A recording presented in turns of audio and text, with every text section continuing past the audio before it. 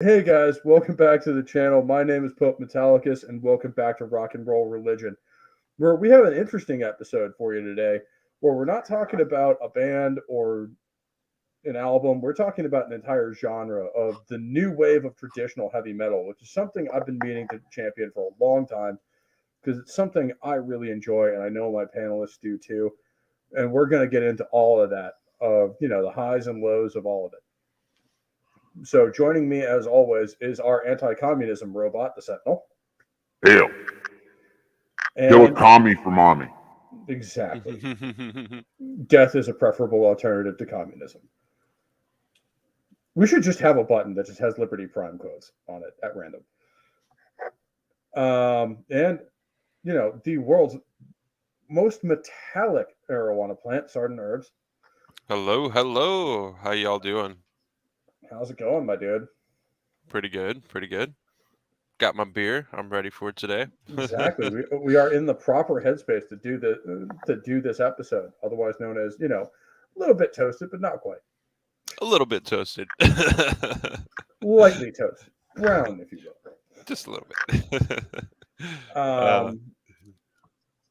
But no, I mean, starting us off, probably the best of the bunch, and the one that got me into it is Ambush. Yes. Mm-hmm. I own all of their records, all 5 of them, and holy shit, are they good! They've only been around since 2015, and they've been killing it ever since. Oh yeah, absolutely good. Yeah, they were actually formed in 2011. I've got the Encyclopedia Metallium nice. article. They were formed in. I've just gone off of their releases. Oh yeah. Yeah. The releases.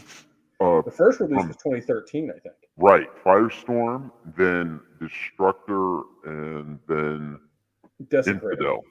Yeah, Desecrator and then Infidel, and they also have 2 demos. Yeah, Heavy Metal High, I think. Which is fucking awesome. And Hellbiter was a hell of a single, by the way. Yes. I had that shirt, and unfortunately something happened to it. Okay, it got ripped up. But, these things happen when you wear them every day. Yeah. No, they're a fantastic band out of Sweden. And just criminally underrated in my mind. I've been picking their brain on they're on Instagram, and I've been just DMing them again and again. When are you coming to the United States? Absolutely. When are you going to have more merch on your website? They need when to are you going to release the new album? Can you put all the special songs that you recorded on the singles into the new album? Can you do this? Their new EP is fucking fantastic. It's fucking fantastic, man. Barbarous. That's Barabbas and Soldier's Poem are both. Oh my god, phenomenal. Soldier's Poem it's been playing like nonstop in my car all the time. Yeah, pretty much since I discovered that they released a single. I have just been spinning that shit constantly. And they really do capture like the spirit of 80s Priest. Yes, perfectly. Which, for those of you who are new to the channel or don't know my opinion on Judas Priest, they're the best fucking rock band that's ever been formed. So for me to say that is high praise. Mm-hmm. Indeed. Like, these guys are up there. For me to agree with it is high praise. I would say Ambush, from the look, the musicianship, the songs, the flow of the albums, the how they construct their set lists, their live performances, because I've watched some of their live performances. They are the top tier new wave of traditional heavy metal band in the scene. Although they're not promoted as such, in my opinion, they're number 1.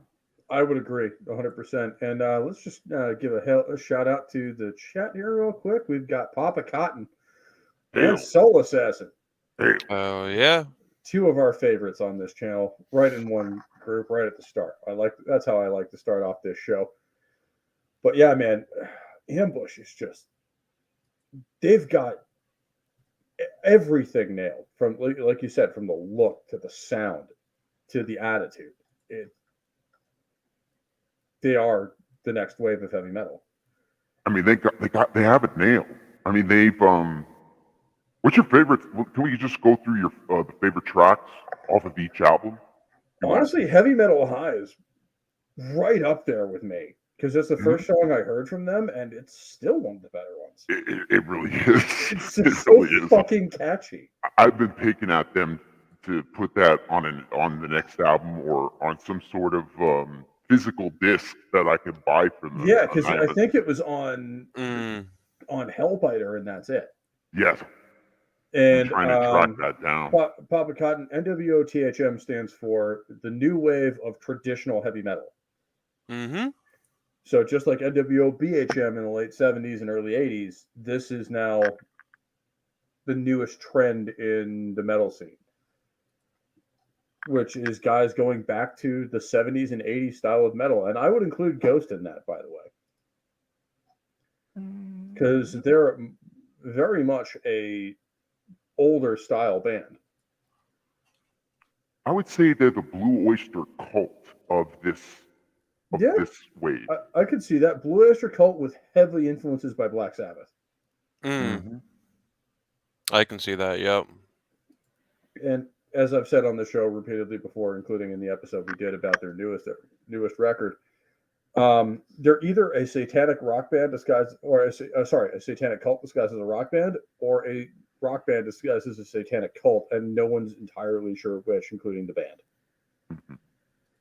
So, but Ghost is a thing in their own right. People love them, people hate them. I am on the love them train. I think they're musically really interesting. I've seen them live and they're brilliant.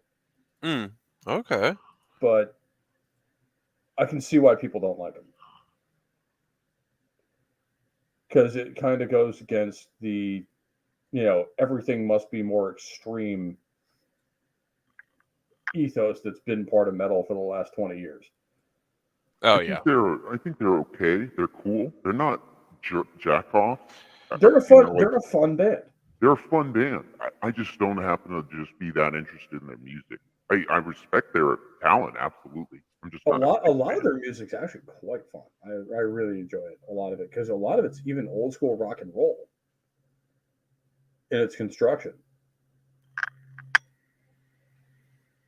It's just being done with, a little bit more modern production, which I appreciate. And I will say this: until you've seen them live, you don't understand Ghost. Mm-hmm. Okay. They are a lot heavier live than they are on their albums. Like there was once, I think it was Mummy Dust. The bass actually had the rafters shaking. Like it was turned up that much. So I love that. Do they have a live album? When you can, no, they don't. Unfortunately, I wish they did. That would Don't be buy a live album. fucking amazing. I would actually just go see them live. They're touring almost constantly. Okay. And they tour across the globe, so I would heavily recommend going to see them. Orange Goblin, I have not heard of, Papa Cotton. I will put that on my list of shit to listen to. And this is one of the reasons I do this show, is so you guys can give me good stuff to listen to too. Mm-hmm. But now, Ambush is probably the ace of this little group of artists here. Although there's a number of contenders for that title. Because none of them are very big yet. That's right. I think Wolf is certainly the oldest.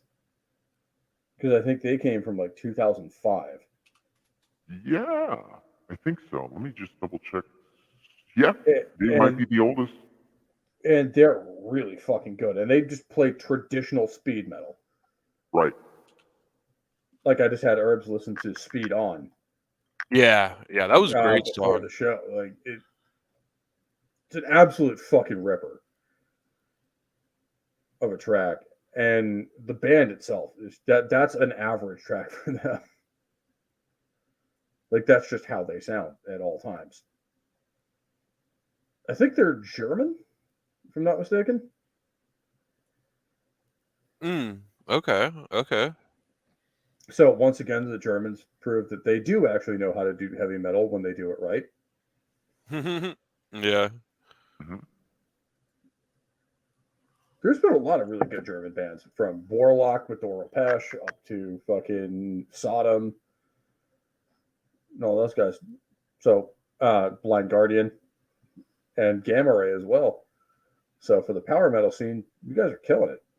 Well done, Germany. Well done. Holy shit, Wolf is the oldest. Yeah, they are.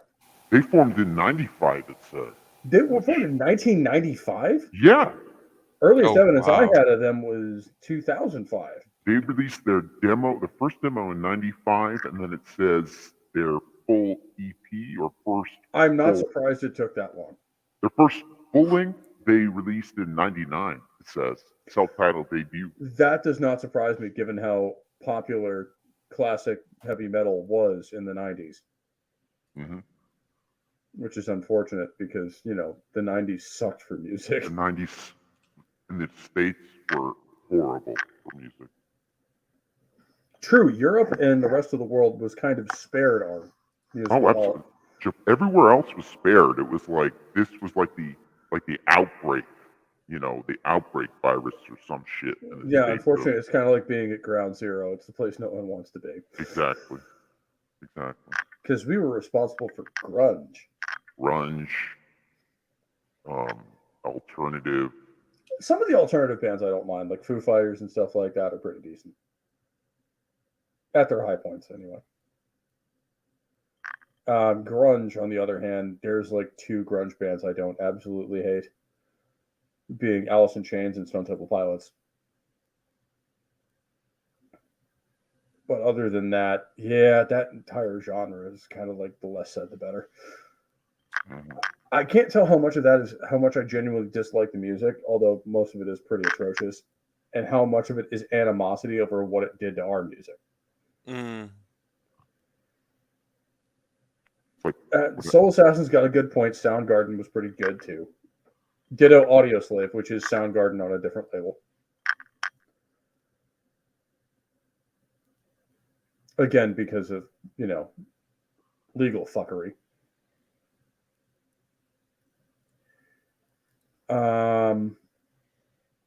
Yeah, I mean, a lot of that stuff wasn't actually good. Like, I direct your attention to Nirvana.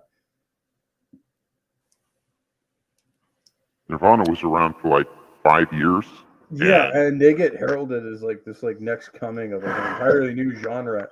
Not Meanwhile, even that. It's Kurt like they only were knew around, and then their legacy completely torched good heavy metal in this country. Meanwhile, Kurt only knew like Yeah. 4 chords, and was an absolutely horrible singer.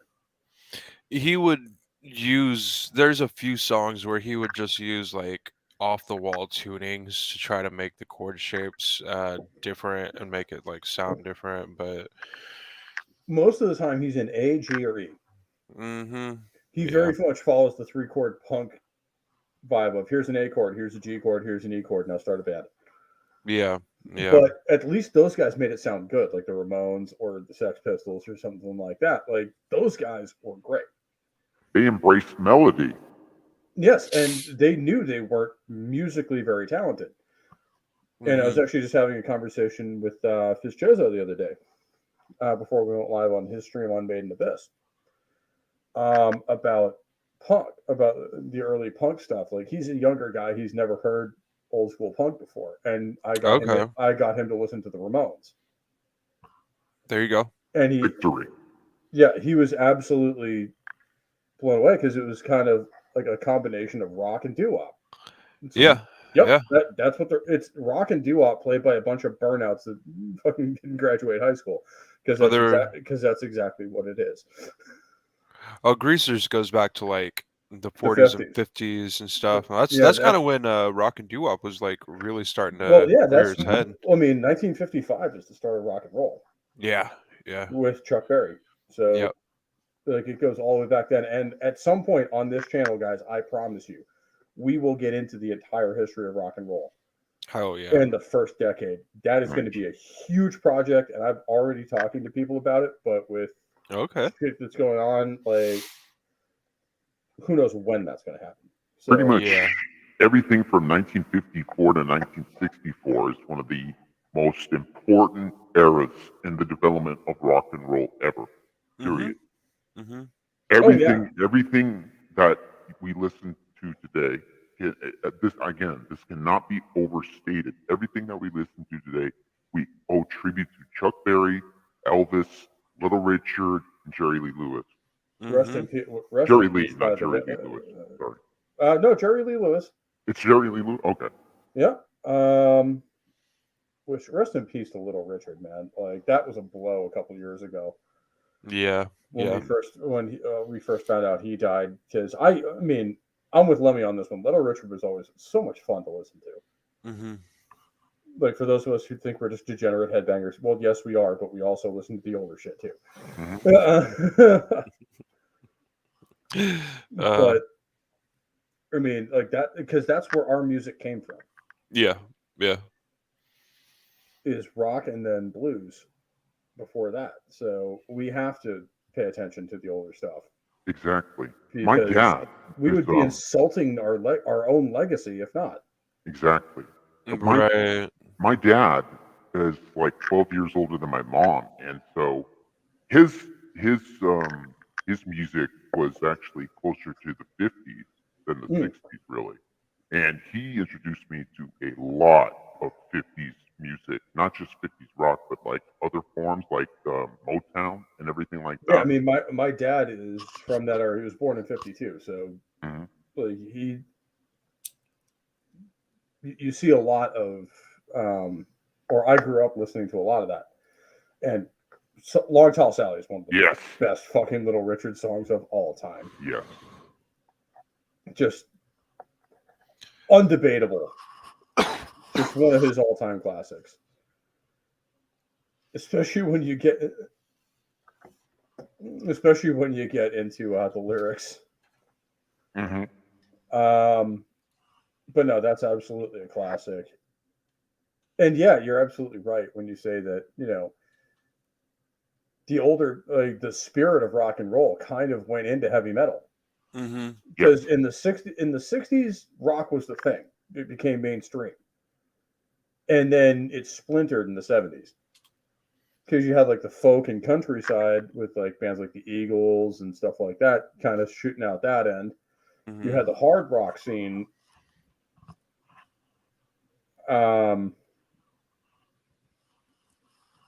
That came out of that more towards the punk rock side.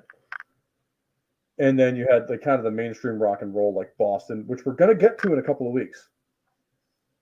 Because I actually have a personal connection to the band. Oh, you mean like you know somebody that's in Boston, or? My dad actually went to high school with their singer. Oh, no way. That's cool. So we're going to be covering that in an episode. In fact, there's a good chance that their biggest hit is actually about my aunt. Okay. Very cool. So we're going to talk about that when we get to it. But Boston's classic, man. Oh, they're such a good fucking... Their first record is by far the best, but we'll get into that when we get to it. But no, I mean, this entire genre, that's the cool part, is it's still forming around us. Yeah. So we're not talking about things in the past tense. We're talking about things that are going on right now. Yeah. I mean, hell, one of the bands I mentioned for you guys to listen to was Fortress. They only have one record. It came out in November 2021. Oh, okay. These guys are brand new and sound like a more speed metal version of Iron Maiden. Yeah, all of these albums I looked up, like they're within the past like 6 years that they've come out. It's fucking nuts, dude. Yeah. And there's other ones other than the ones I, presented to you, because this is just the standard. I don't even think I brought up Eclipse. Who was kind of my gateway into that. And Herbs, I know you're gonna love them because their guitar player is a fucking savage. Oh, hell yeah. Look up like some of Eclipse's older stuff, like Black Rain and shit like that. I think you'll really dig it. Dirt guitarist is an absolute shred master. I'm gonna check that out right now. Okay. This is the benefit of having headphones, people, is we don't have to play things on stream. And I wish we could. YouTube, Right, fucking YouTube. get your shit together, YouTube. Goddamn copyright. I mean, I get it. uh, You don't want yeah. people pirating your shit. I get it. Mm. But also, when you look into an investigation of internet piracy, it actually leads to higher sales. It does, yeah, it absolutely does. That's been a known thing for 20 years. Because when people they download something, they end up really liking it, then they're gonna like take their money, go support the product that they really like, whether it's if your album is really game or if book your or CDs. Yeah. Oh, go ahead. if your stuff is really worth supporting, Mm-hmm. then it's worth supporting financially. Absolutely, yeah. And like if I hear it and I love it, I'm going to go out and buy it. Because I'm not an asshole. Well, I mean, I am an asshole, but I'm not that kind of asshole. Also, hey Mila. Hope Hello, you're doing well. hello. If you want to jump on, you're welcome. As always, you know how it is. You've been on this channel. We just kind of do random shit around here sometimes. And that's the way we like it. At least I do. A little bit of chaos keeps everything interesting. Yeah, I just realized that was a Pepe frog that her profile pic has. Yeah. That's You never- hilarious. That's awesome. You never realized that? No. Yeah, That is awesome. Pepe and Honkler memes are kind of her thing. Mm. This is known.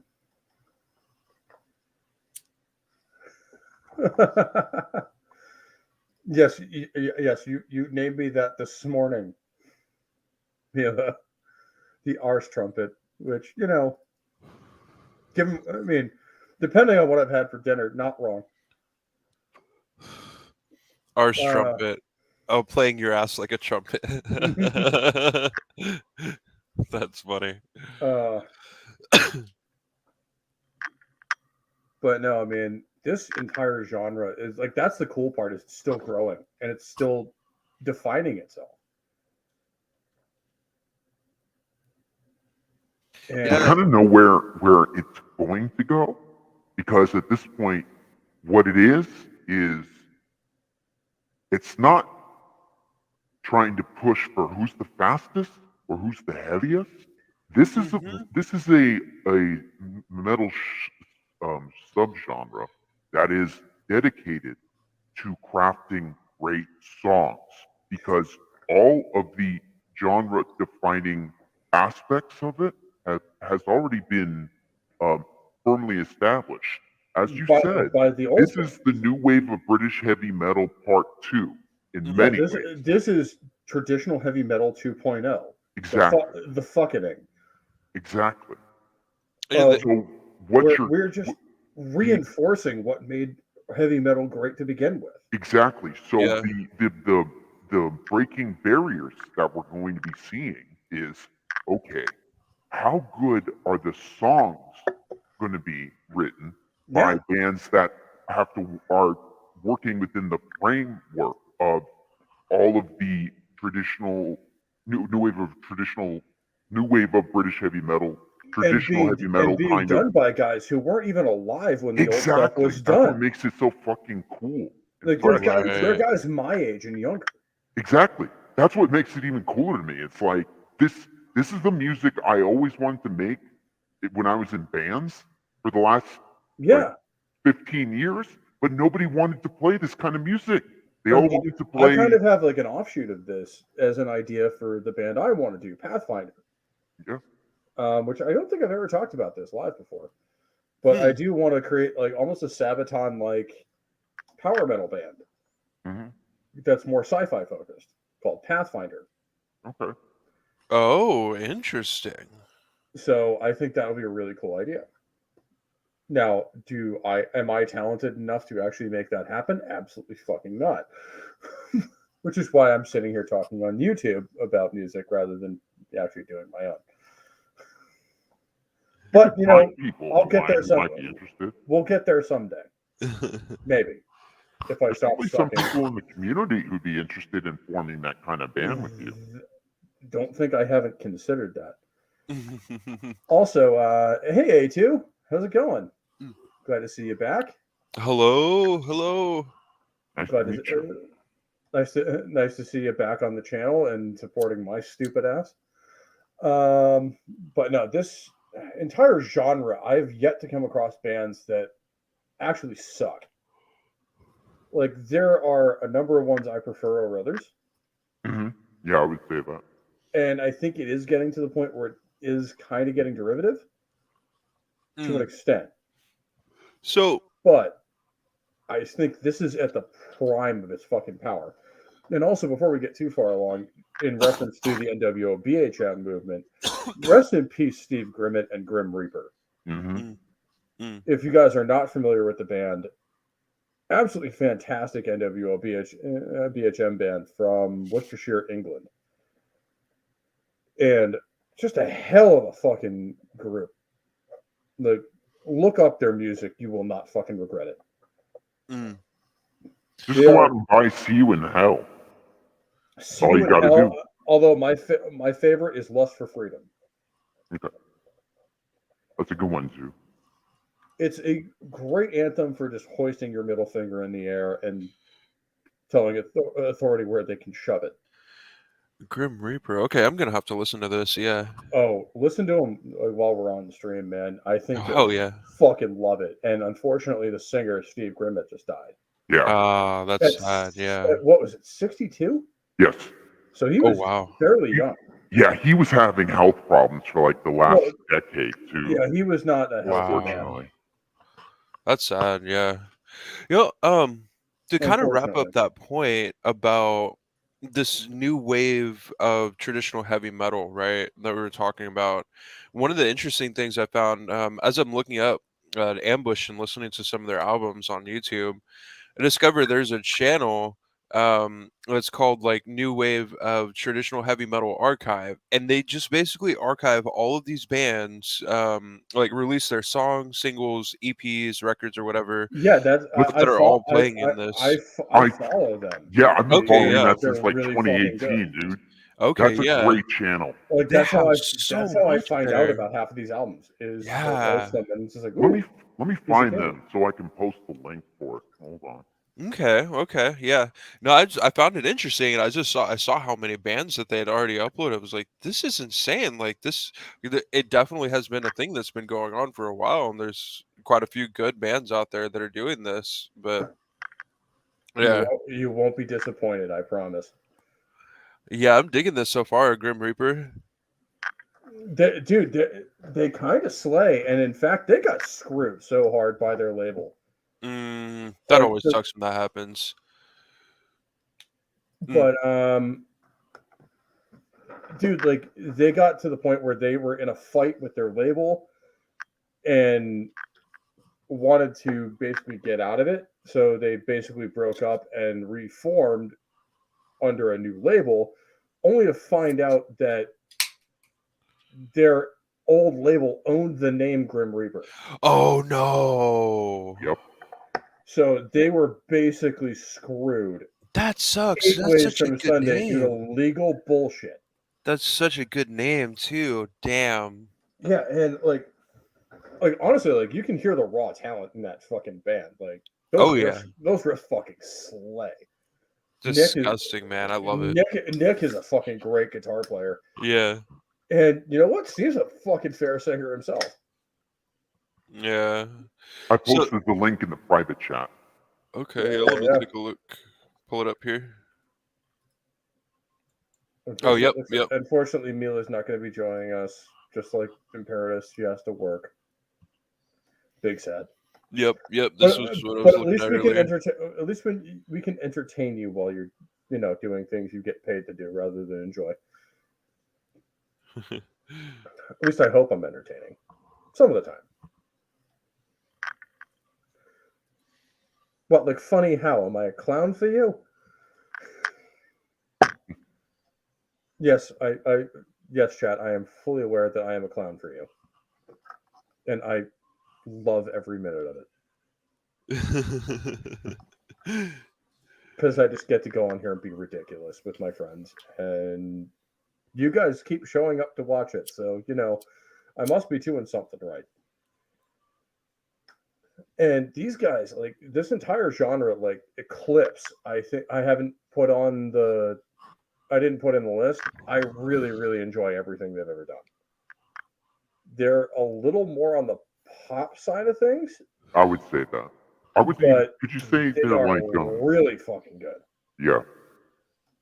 They're a little more like Van Halen Did you than say Enforcer? Or Eclipse.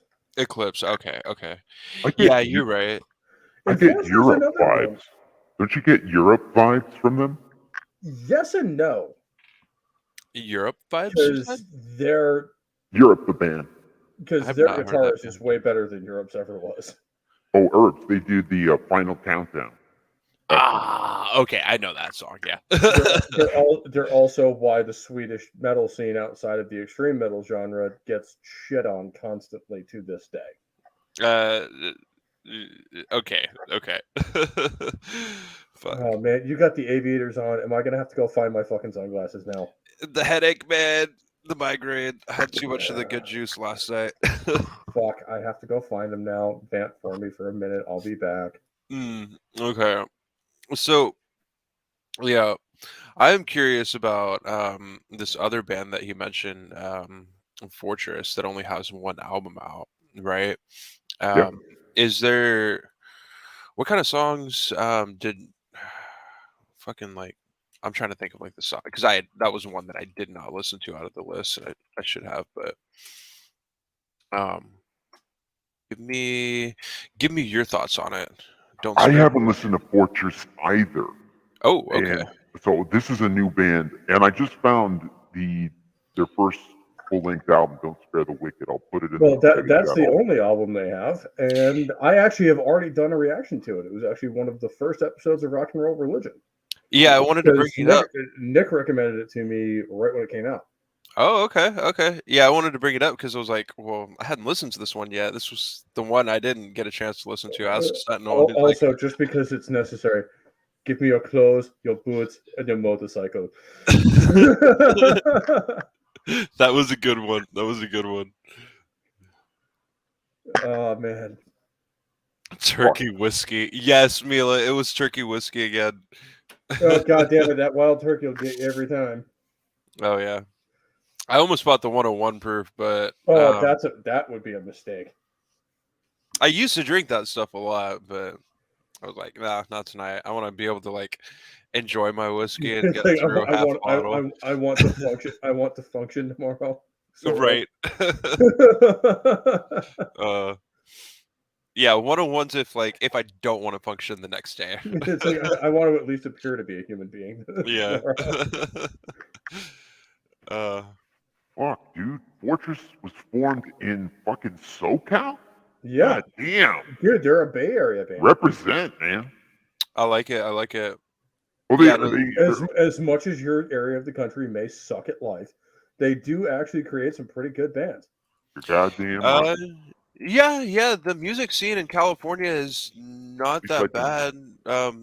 There's a decent amount. I can't say we because I don't live out there anymore. But I mean, all through high school and college, growing up, I could always find really good local metal bands. Actually, the thing is, did we all used to live in Southern California? I'm sure. I knew you were further north, but I was further north. Yeah, but it's not like I didn't, couch surf and crash at friends' houses and lived out there for a few months. I mean, I got paid by Uncle Sam to live down there for a few years there, and then at a good old Camp Pendleton, which thank you, Daddy Government. I realized you got to live out in the fun part in the deserts. Well, no, actually, Pendleton's Pendleton. Pendleton's right on the coast. Oh, is that the San Diego base? Because I thought it was just north. It's if you know where Oceanside is, it's just north. Okay, yeah. I remember you telling me that. I was like, Del Mar is actually on base.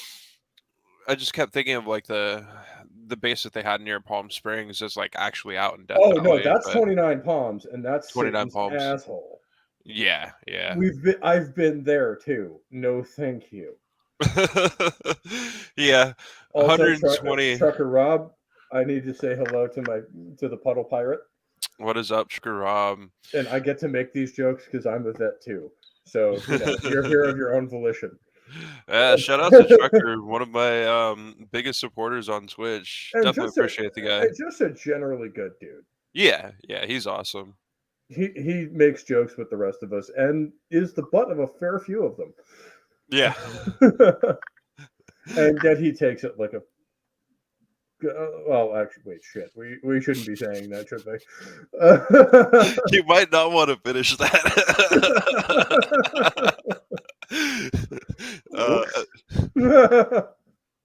Oh no, Trucker's gonna have to beat me apparently. Oh no. Yeah, well, see, at least I'm not in trouble. And that's what we're about here, is keeping Pope out of trouble. Which, is harder than people think. Especially given my infantry background. I am liking this album so far, what I'm listening to with Fortress. Fortress is fucking great, dude. This yeah, is me awesome, too, man. Like, I just followed them on Instagram. Ooh. I'm gonna pick their brain to see if they'll play any shows in the Bay Area. And again, because I tried to create an yeah. Instagram account and I'm pre-banned because I was banned off of Facebook. So I get that, yeah. dude, Thank God I got off if you Facebook. guys can get them to come on the show at any point, Whoa. Yeah. 100% behind that. Like, All I would love to actually talk to the artists themselves about their music. Cool. Because, we can ramble our fucking nuts off about this all day. But, these guys are the ones who are out there making it happen. And I'd love to actually talk to them about it. Cool. Yeah. Yeah, that would be awesome. That would be a great show. And Trucker Rob, that's because you're afraid of the retarded things we get up to that may also explode at some point. I'm with Trucker Rob on you guys. Yeah, I got a mad respect and a little bit of fear, which is healthy. That's natural when you have men with. Because I know what you guys can do. Yeah, and we're also, and it gets even worse when you figure out that maturity-wise, we're actually 4. Mm. And we get given automatic rifles. And I've seen the pictures you posted in Arcasul's Discord of those. Damn, they look nice. Would love to shoot one of those. You saw the 240 pics? One of those is mine. One isn't. Okay. The one with the heat shield is mine. Yep. God damn, I missed that gun. Man, I bet. And slugging that thing around everywhere. As long as I'm not carrying it, I fucking. I was gonna say, yeah, make some other grunt bitch carry it. She's a big girl. Mm. Like, I love that gun to death, but it's like 35 pounds fully loaded. Wow. That's almost as much as your daily pack you're carrying, like the full gear and shit. Oh god, no! Our full kit is 165 pounds. Wait, what? Yeah, I thought it was like around 80. That's nuts. Is it different for Marines? Like you have our mission kit is about 110. With the armor, but our full actual our big packs and stuff like that when we're just moving is 165 pounds. That's a lot of shit, bro. It's a lot of shit. And I feel bad for the airborne guys in the Army. Paratroopers, where you at? We'll get to fucking high-speed dirt someday. I love trolling you fucks with it, and we're going to get there. But those guys actually have heavier kit than we do because they have the chute on top of it. Right. And they hit the ground going like 25 miles an hour. It's absolutely insane, dude. That it's like jumping out of a car. Yeah. Only you're doing it 1,000 feet in the air. Yeah, that shit's absolutely insane to think about. You stupid fucks. I love you all. But why did you sign that contract? Absolute goddamn morons. Oh man. Oh man. Like that's one of those just like, and the special forces even worse because like a normal static line jump is fine. I've done one of those. Yeah. Because literally you just run out the back of the plane and you're like that hook that you're attaching to the line, that's what pulls your chute. So You don't have to worry about a ripcord. You just dive out the door and your fucking parachute opens as soon as you're out the outside of the plane. That makes sense. Okay, yeah, that makes a lot of sense why they Because have that. that rigger's hook is attached to your parachute. So that hook that they have on the line, that's basically their ripcord. Once you Yeah. jump, start It taking. basically, as soon as Okay, you're out the door, it basically pulls the ripcord for you. gotcha. Because Yeah, I'd keep always in mind, they're wondered. also only at about 1,000 feet. Right. Yeah, so they have to So- shoot immediately. That makes sense. Unless you want to fucking, be what us in the non-airborne community lovingly refer to as a dirt torpedo. Oh, no. which is kind of what happens when your suit doesn't, or when your chute doesn't open. Gotcha. And if you guys have heard the song "High Speed Dirt" by Megadeth, that's Mhm. why we play the song every time we hang out with the airborne, Mm. because we're assholes. That's funny. And it's the biggest fear they have. Yeah. But That's no, some I mean, shit, man. dude, our equipment's heavy as shit. Like, I was carrying almost another me. Okay, yeah. On top of my own 200-pound bulk. I don't know why I was thinking it was lighter, but yeah. It gets to the point where you can't, like, once you actually have your pack up, you can't actually stand up on your own. Oh, really? You have to strap in, your shoulder straps. You have to strap in and then get pulled up by two of your boys, because you are just not capable of standing on your own. Damn. And it's too heavy to lift. It's bad. Damn. Also, hail Zambi. Glad you could join us. And Fizz too. We was talking about you earlier. How you doing, my dude? But yeah, man. What is up? This entire fucking genre, though, just absolutely slaps. I've yet to run into a really bad band. Yeah, I'm gonna say after everything I've listened to, like I like Riot City, it's great. But They're definitely fucking fantastic. Ambush and Fortress, I'm gonna say, are my favorites out of the whole list that you gave us. I'm really liking this Fortress album. Like, where can I get like an album or like a shirt or something? Yeah, right. I want one. If you find out, let me know, because I fucking want one too.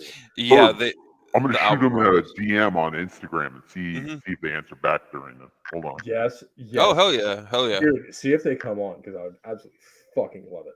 I mean, if they're trying to book shows or book tours, I've got people in California I know that play festivals and play tours. I'd absolutely freak the fuck out just being able to talk to the band about their album on an album I've already done a review of and absolutely loved. Oh, that part would be fucking cool, dude. I'd like to be there for that. Well, you're gonna be. I mean, if they come on the show, you're gonna be. Hell yeah. Really? Fizz, I don't know if you know what band. That would be fucking awesome. For Umbrella Academy. Oh, cool. Interesting. Yeah, I'd be curious to know which band it was. Off the top of my head, I cannot think of a band that was also an artist and a lead singer. I just can't think of off the top of my head because slightly toasted. It was not Pink Floyd, Zambi. I know the singer from Pink Floyd. He's a much bigger faggot than that. I mean, wait, what? Oh, sorry, did we say that line? Baguettes. Yeah, baguettes. Maggots. We're going French on this one. Dude, don't even trip, man. Watching Nick Rekieta, I don't know if you watch Nick Rekieta, but recently he has been going off the rails and just that's the funny part is since he got the suspension on YouTube, he's gotten worse. He has gotten worse, and he'll say the words that YouTube does not like, and I'm just like, oh shit, bro, really? I'm kind of like that with myself. 4K people watching, holy shit, bro. A mad respect for it, mad respect. No, absolutely, and I love the fact that he just gives zero fucks and is willing to have his channel nuked at any point, because that's kind of where I'm at. I'm just like, I'm not monetized. I don't give a fuck. Yep. I'm just out here fucking talking shit into a webcam. Who the fuck cares? I hear that, man. As soon I as mean, they start picking other, at you, you just other want than to the just 9 double people who down are and fight actually them back, watching, you know? so, you know. Mm-hmm. So, to my audience, if I go off the air all of a sudden, you'll know what happened, and I'm very sorry. He I'm was also- Clinton. I'm Chad, also- he was Clinton. Sorry. Yeah, it's like if you hear gunshots in the background, I did not kill myself. Oh man, I shouldn't be fucking making those jokes. She got another one like 2 months ago. I heard about that. Yeah. I mean, it wasn't it like it was a Clinton That hung Foundation himself and worker. also Or... that hung himself and also hit himself in the chest with a shotgun. Yeah, sure. That's perfectly believable, Yeah, guys. and Fizz, the band you're talking about is My Chemical Romance, and Mm, oh man, are they bad? They're mhm. really bad. Like I actually saw them opening for Green Day in 2005, which Green Day actually played well. You mean when they used to play their old school punk, like Basket Case album days? Dude, Yeah. they played all of American Idiot, and then Okay. all of their old shit. Not even just the popular stuff, all of it. They played for like 4 hours. Mad respect for that. Like Basket Case, that was the Green Day that I liked. Everything after that, I was just kind of like, eh. Classic. You're the like mid '90s Green Day, like Dookie and stuff like that. That's Or when I first heard of them when I was a kid, dude. Surprisingly, like Basket Case, Welcome to Paradise, like mhm. that kind of shit. Yeah. Warning. Yes, I was into punk music as a kid, and my parents And hated it. and that's barely punk. It's barely punk. Yeah, no, Like it's not even. like you really want some punk shit. Listen to the Ramones, listen to the Sex Pistols, listen to the Mhm. Clash. Punk music lost its nuts in the '80s. Yeah, Yep. yeah, that was the good shit for Oh, I sure. will say there are some still good punk bands in the '90s, like Dropkick Murphys, perfect example. Dude, I love Dropkick I've Murphys. seen them live 4 times. Offspring Oh, too, I would Because say. I live in the area. Would you say right, Offspring is a punk band? No, they're alternative. Okay. They've got more of a reggae sound than punk, but you gotta remember too, like alternative is the best sort of genre fit for them because they use different elements. They use elements from, I hate to say it, but they use elements from grunge. They have reggae, they have punk in there, they a little bit of ska. It's just I'm just gonna say it now. Trucker Rob didn't delete himself. I did not know that. Mm-hmm. Wasn't Been that dying, that actress Anne Heche dying making off. a Yeah, Anne documentary? Heche just died. What was it? A week ago? Did you see that video footage of her standing straight up in the you know what I'm talking about, right? Yeah, Mm, when she was in the hospital, all of this shit started coming out. I mean, and Soul Assassin is correct. Joan Jett, not punk rock, but just straight rock and roll. yeah. And Iggy Pop is pretty good. I would say Billy Idol Mhm. and stuff like that. Dropkick Murphys is straight up Celtic punk. Yeah. And Yeah. one of the 4 times I saw them live was in Boston on St. Patty's Day with Flogging Molly opening. Ooh. That's That was more of a uber Irish. that was more of a drunken riot with a soundtrack than a concert. Of course, it's a Yeah. bunch of fucking Irish people gathered together on St. Patrick's Day, no less. Pretty much. Expect some like boxing matches at some point during the night. People taking bets. Well, yeah, and a lot of drinking too. A lot of drinking too. You know. Well, I mean, Women will fist fight each other. one of Dropkick's earliest hits was "We drinking, Yeah. fight." I can love that song. Oh god, dude, their early stuff is just so good. Like Mhm. pretty much everything they did from like '95 to like 2010 Yeah, yeah, is that was just fucking glorious. best decade, I'd say. I'd agree with that. Yeah. Like Skinhead on the MTA. That was actually '98, I think. Fizz, My Chemical Romance was popular among teenage girls at some point. I cannot say why. I was never a fan. It was When the they were on stage, we all went to go get our T-shirts.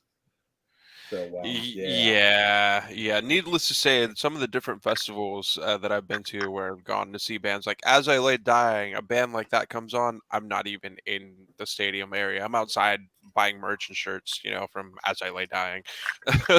But fucking yeah, no, I take one of the few bands I like from flack from that. some of the metalheads for liking Disturbed as a band, It which I really do.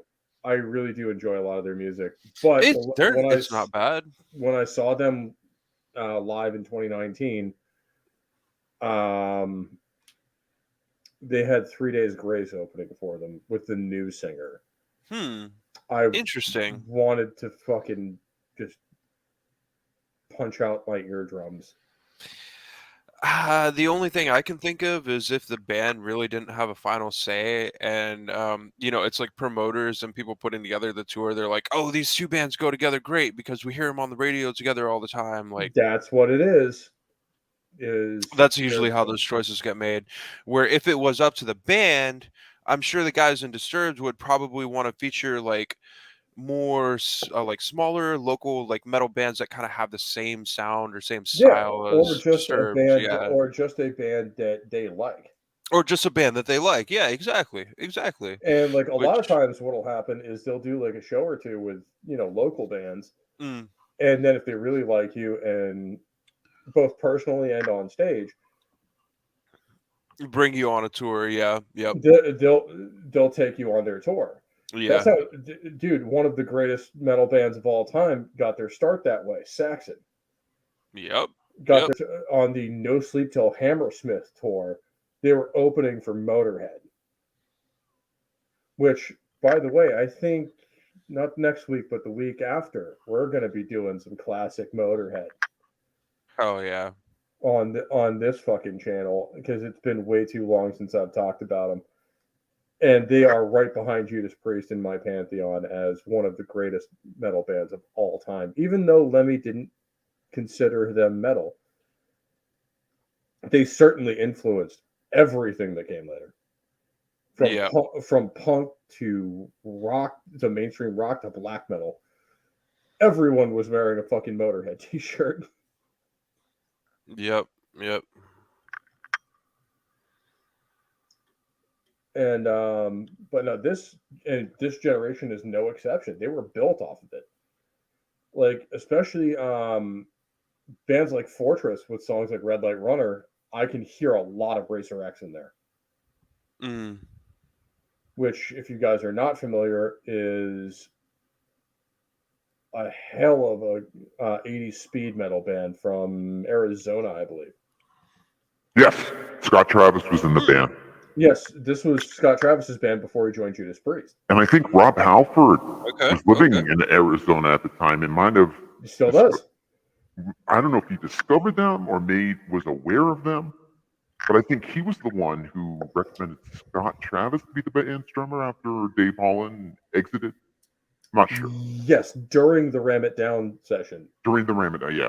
Because if you notice, there is a couple of songs on Ram It Down that have a drum machine. Yes. Because that was in the kind of DMZ between the two, shall we say. Mm-hmm. And Soul Assassin, Nick has an open invite to this channel. He can come on any fucking time he likes. One of my first streams, actually, I think my first stream was talking to him and Imperatus about the rock album or the metal albums that came out in 1988. So I really, really enjoyed talking to him. He's done a couple of streams on here already, and he is welcome back anytime he wants. It's just a scheduling thing. I love the name Nick Weiser. That's just perfect. Budweiser, Nick Weiser. And if you've never streamed with the man himself, he's fucking hilarious. Oh yeah. I've watched a few of his streams. He's great. I've been on a couple of them, and he's just a fucking great dude. Yeah. Just as chaotic as you think, but you know what? That's why we love it, because this is what I love about live streaming is that you have to improv. Mm-hmm. Yep. Oh yeah. You never know what people are gonna say. Like, I could have brought up Ambush or Eclipse or whoever, and Herbs or Sentinel could be like, "These guys suck." I could have said that. I've got to listen to Eclipse more to half of the Even time, the these guys are definitive. listening to it for the first time on camera. Mhm. So I love that about this kind of format is that I know what I feel about it, but I don't know how you guys are going to react until we show up and actually start doing the thing, Mm. which I think is very, you know, authentic in that like we're just a bunch of metalheads fucking talking. Hey, Pope, you want to know when Riot City's releasing their new album? Yes, I do because I'm going to buy it the day it comes out. All right, Ooh. it's going to be released October 14th this year Oh, hey, there we go. Oh, on No Remorse Records. So you can go to No Remorse Records website or eBay. I think I killed Herbs. A little bit. But yeah, I will definitely be buying that the day of release. It said the 14th of October. Mm-hmm. Okay.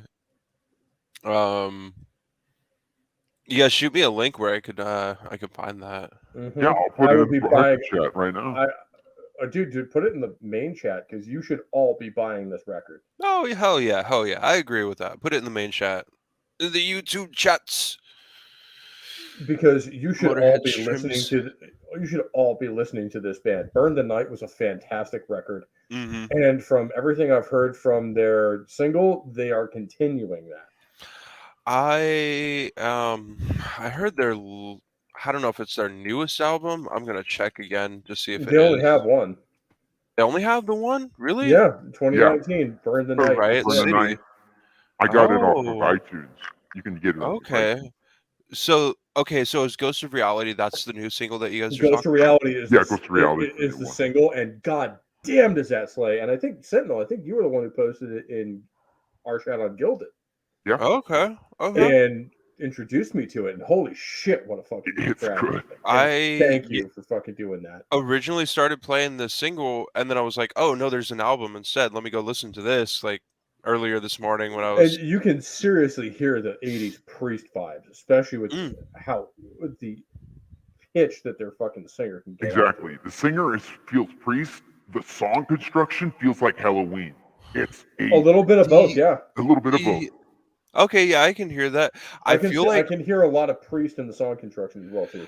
I was gonna say I feel like listening to the album and now listening to his singing on this, like it's only a few seconds in, but it's still like it sounds like he's evolved his voice, like he's grown it quite a bit. Ability to hate everything. Hey. um no, this singing style is way different. I'm guessing that Herbs has run out of the turkey whiskey now, so we probably won't have to shut him off. No, I can't do the turkey whiskey now. It makes my liver hurt. The last time I did that, it was like half the bottle that I had left. It was like kind of dangerous. Yeah, it hit me later. Dude, that's the problem with whiskey in general for me is it's like it all hits at once. Mm-hmm. Like you'll drink it and it's going down smooth and it's all fine, and then it all just hits you in the back like a blackjack, and you just wake up the next morning with an empty bottle of whiskey going, What happened? Oh man. Fizz, thanks for stopping by, man. And man, if you got any music or whatever questions, please feel free to ask. Either me or somebody I know usually has the answer. Oh, Because I posted this the is links to what the we private chat. I would post them in the main chat. I just don't have a mod to do so. I don't know how to do mods because I'm retarded.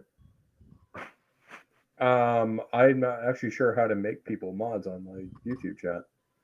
You click the three buttons to the side of the person who's typing the chat, and then you can see. You're assuming that I actually have the stream up on YouTube side, which is not correct. Okay, then you can't do it. Sadly. But the links are in the private chat. I'm fixing that as of right now and just muting All it. right. Okay. Sweet. Hang on. Now that I know how. Cheers, chat. Some of you guys are being volunteered as mods. I don't want to hear any shit. You're being voluntold. Bardcore is the only proper genre. You know what? Hardcore bardcore. You know what that comment deserves, Trucker Mod? A fucking wrench. You deserve it, you piece of shit. Oh, See you later, Gentleman Mila. and arse trumpet. Have a good one, Mita. Oh yeah. I am now going to be the arse trumpet for forever, and that is never not going to be funny. It's perfect. I love it. Arse trumpet. It's perfect.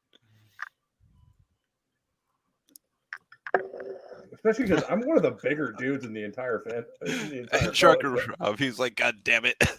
Don't you Yeah. dare. Yeah, well, guess what? Trucker Rob, you know how it goes. If you bitch, you get fucking voluntold. This is what goes on in the military. You know this as well as I do. Yeah, you got clapped. Mila. Another thing to do too, just a suggestion, but mod the co-hosts of the show as well. So if we're ever in That's chat, right. I forgot to do that. Well, it's I meant to, but I didn't. Something that you see. I'll see a lot of YouTubers will do that. Or They'll no, I mod did people add that they you. have I on don't think I have regularly, or there we go. Now you're both mods. Cool. Oh, Sentinel too, and then Imperatus. Imperatus, I'll have to do when he's actually in the chat. When he's in, okay, yeah. All right, let me get those fucking links out there then. It's a good way to be able to also just see when your co-hosts are in chat. No amount of bitching will save you, Rob. Like this isn't the Coast Guard. If I want you for a duty, I'll fucking give it to you, and that's it. There's no escape. Oh, you'll give it to him. Oh no. Again. Sorry. Oh man. If we weren't live, you would be hearing so many fucking. Oh god! I couldn't pass it up. I love how I'm censoring myself on my own channel because I know how bad it's gonna get. Oh my god! Cheers. I'm just gonna shove a lip in and then fucking put it at that. Cheers, Pope. Cheers. This single is fucking awesome, though. I like it. Okay, first of all, you don't need to feed into it, Rob. God damn, Trucker Rob. God damn. Just throwing out the spice and the hammers.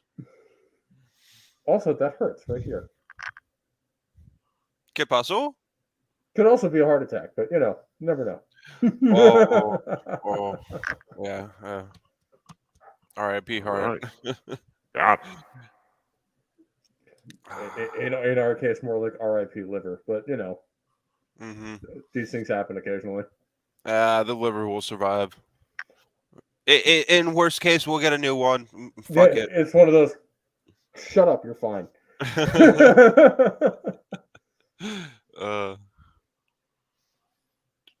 No remorse. And for those for Riot City. Okay. Oh, dude, the new Riot City album. I cannot wait for it. The first album is just fucking chef's kiss. Like you've both listened to it. Yes, What are your thoughts? One of the strongest albums ever released in the movement. Easily a great. I mean, I wrote this when I first heard the album. It sounds like it was recorded in 1986. It sounds so fun. It sounds like what the successor to Defenders of the Faith should have sounded like. That's a really good point. Except we got Turbo.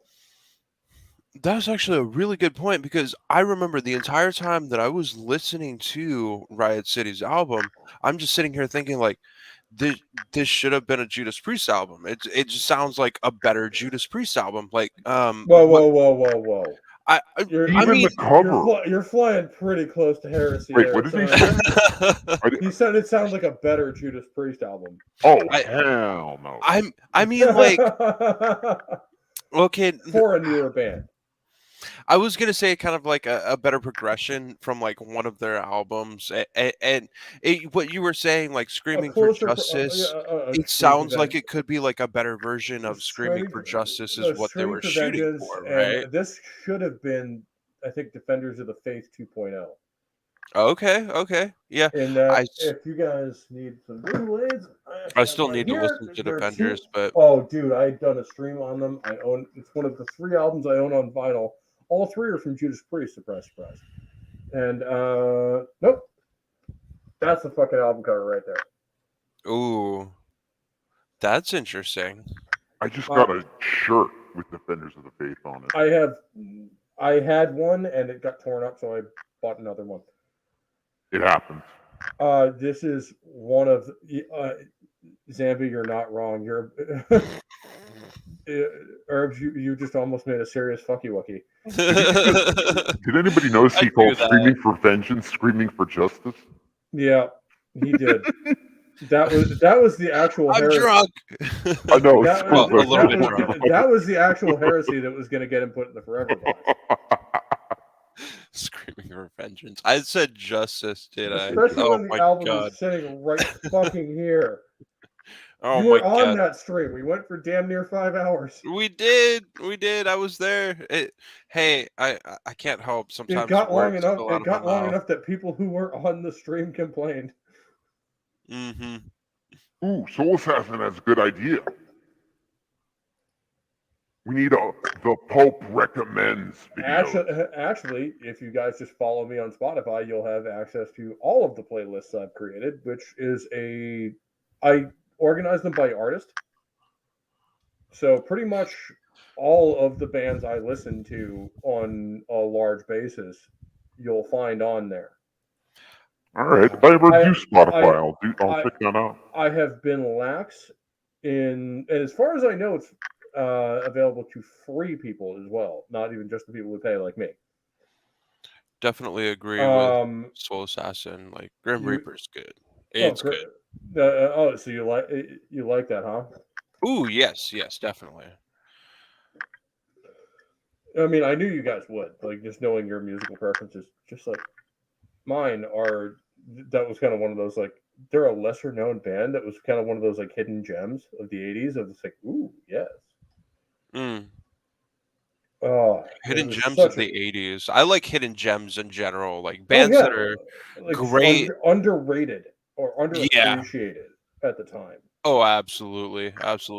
Especially those that never got like there are bands that go underappreciated at the time that later on gain like a cult following or go on to be something spectacular like Blue Oyster Cult. But there's something to me in the underdog stories of bands that just never made it. Mm. Like they were really good, they did everything right, and just the stars never aligned for them. Also, hey Phil, how's it going, my dude? Hail, Commander Phil. Indeed. What you doing? And also, yes, I will never. If you're, I'll say this on stream because it's a private rule of mine. If you have a military rank as part of your username and you're not that rank, I will never call you it because that's a customs and courtesy thing with us. But hey Phil, how's it going, man? Totally understandable. And I do apologize if you guys think I'm slighting you or whatever. I'm not trying to insult you. It's just that is a thing with military people. Military training, yeah. Well, it's not even just training. It's that you have earned that rank. Yeah. And I will not sully that by calling someone who has not earned that by that name.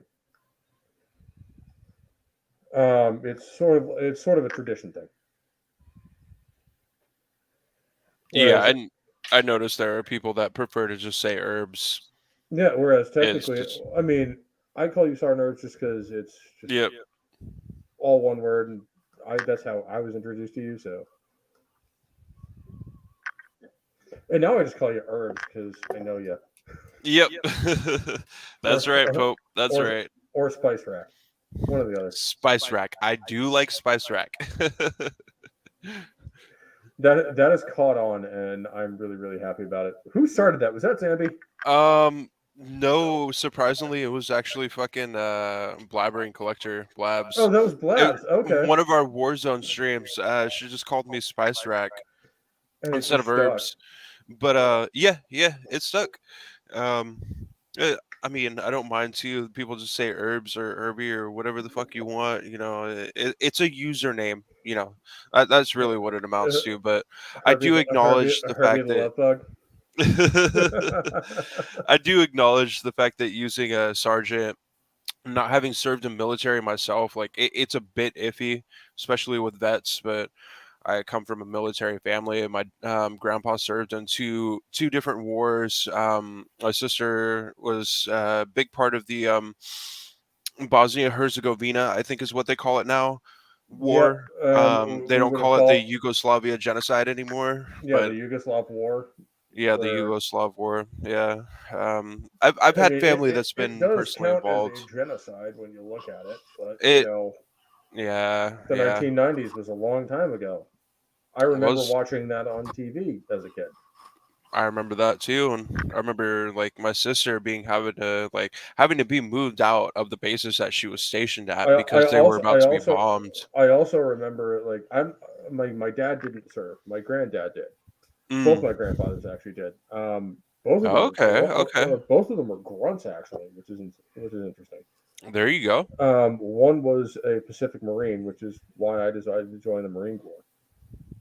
And the other one was actually landed on D-Day and was actually involved at Veerville.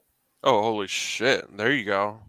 And he lived through that. Yep, he lived through the whole war. Actually, fucking shit. We got a couple of years ago a collection of some of his old stuff that he gave to my cousin Ben before I was born.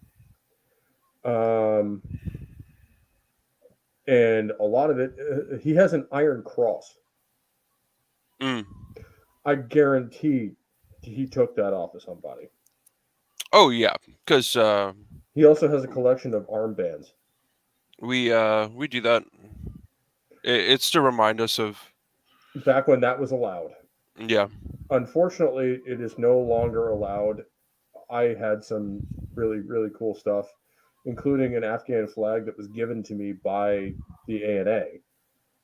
I remember you talking about that. Yeah. Confiscated when I came back to the U.S. because fuck you, customs. Fuck. Yeah, customs is bullshit. And now I work in shipping, so I deal with you on a daily basis. So, extra fuck you.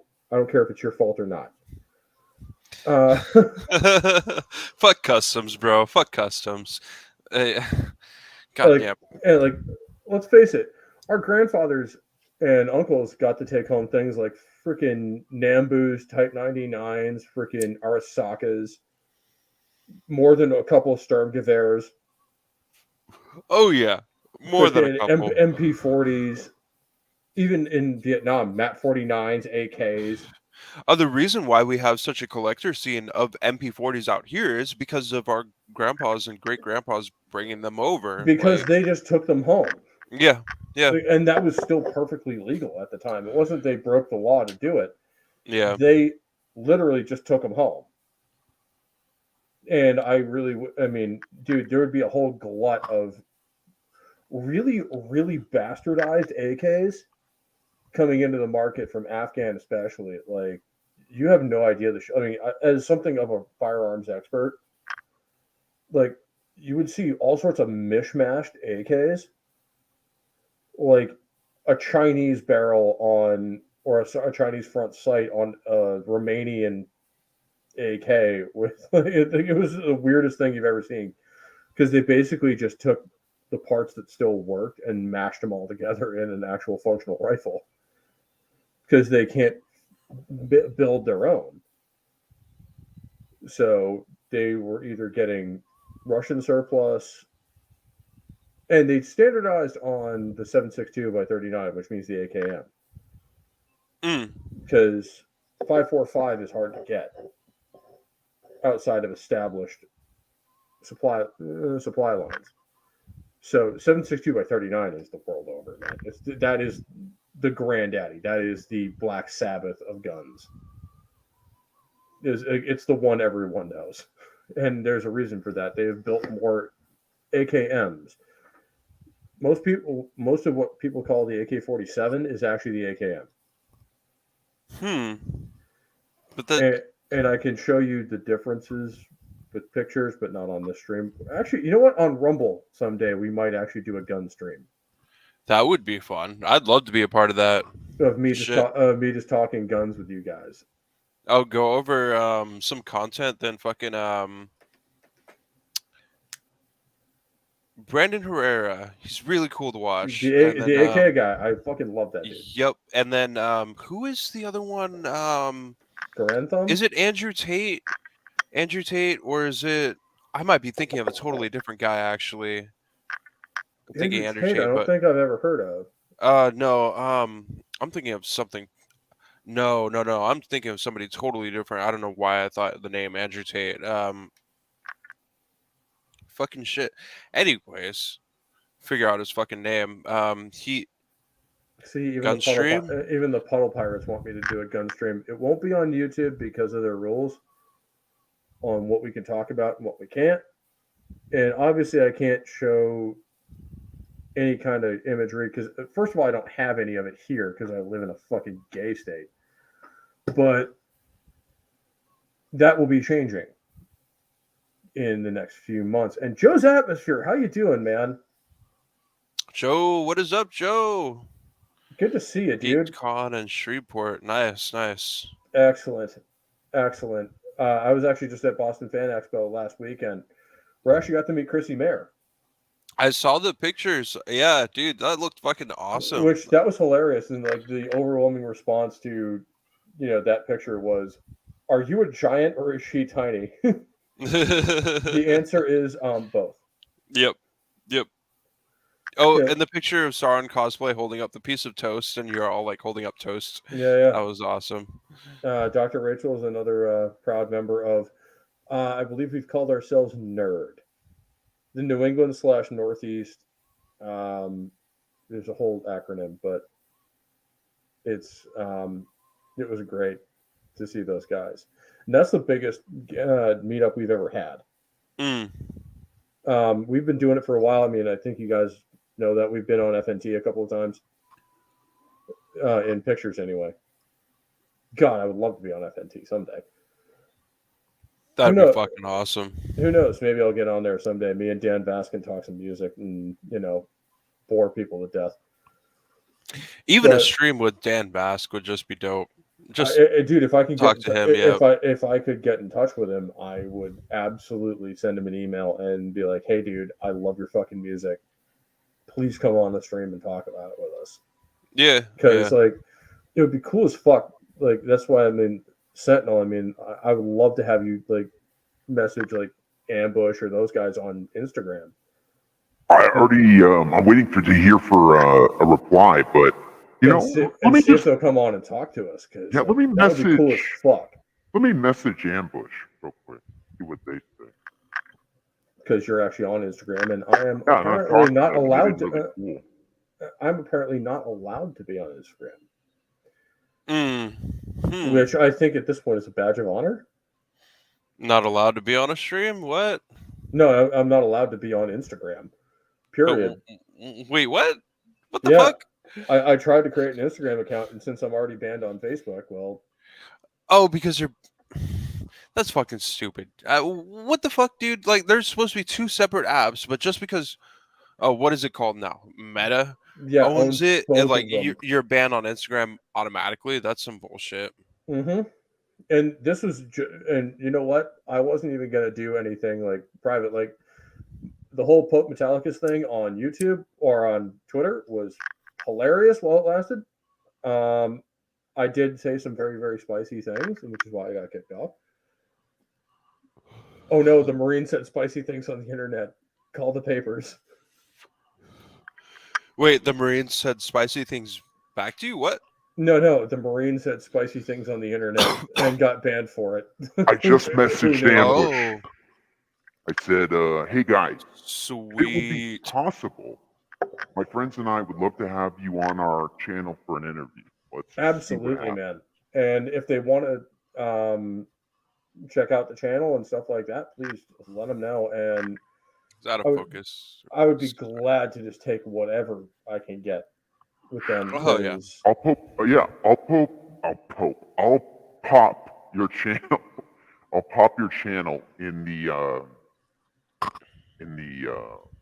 message. absolutely, because I've done. I think my second episode ever was actually a review of their latest album, Infidel. Which, for those of you who are newer to the channel, I actually started out doing standalone album reviews, which is what this show evolved from. And I'll probably start doing those again because I have a lot of fun doing it, especially for things I don't think we have enough material to do a full stream on, and yet want to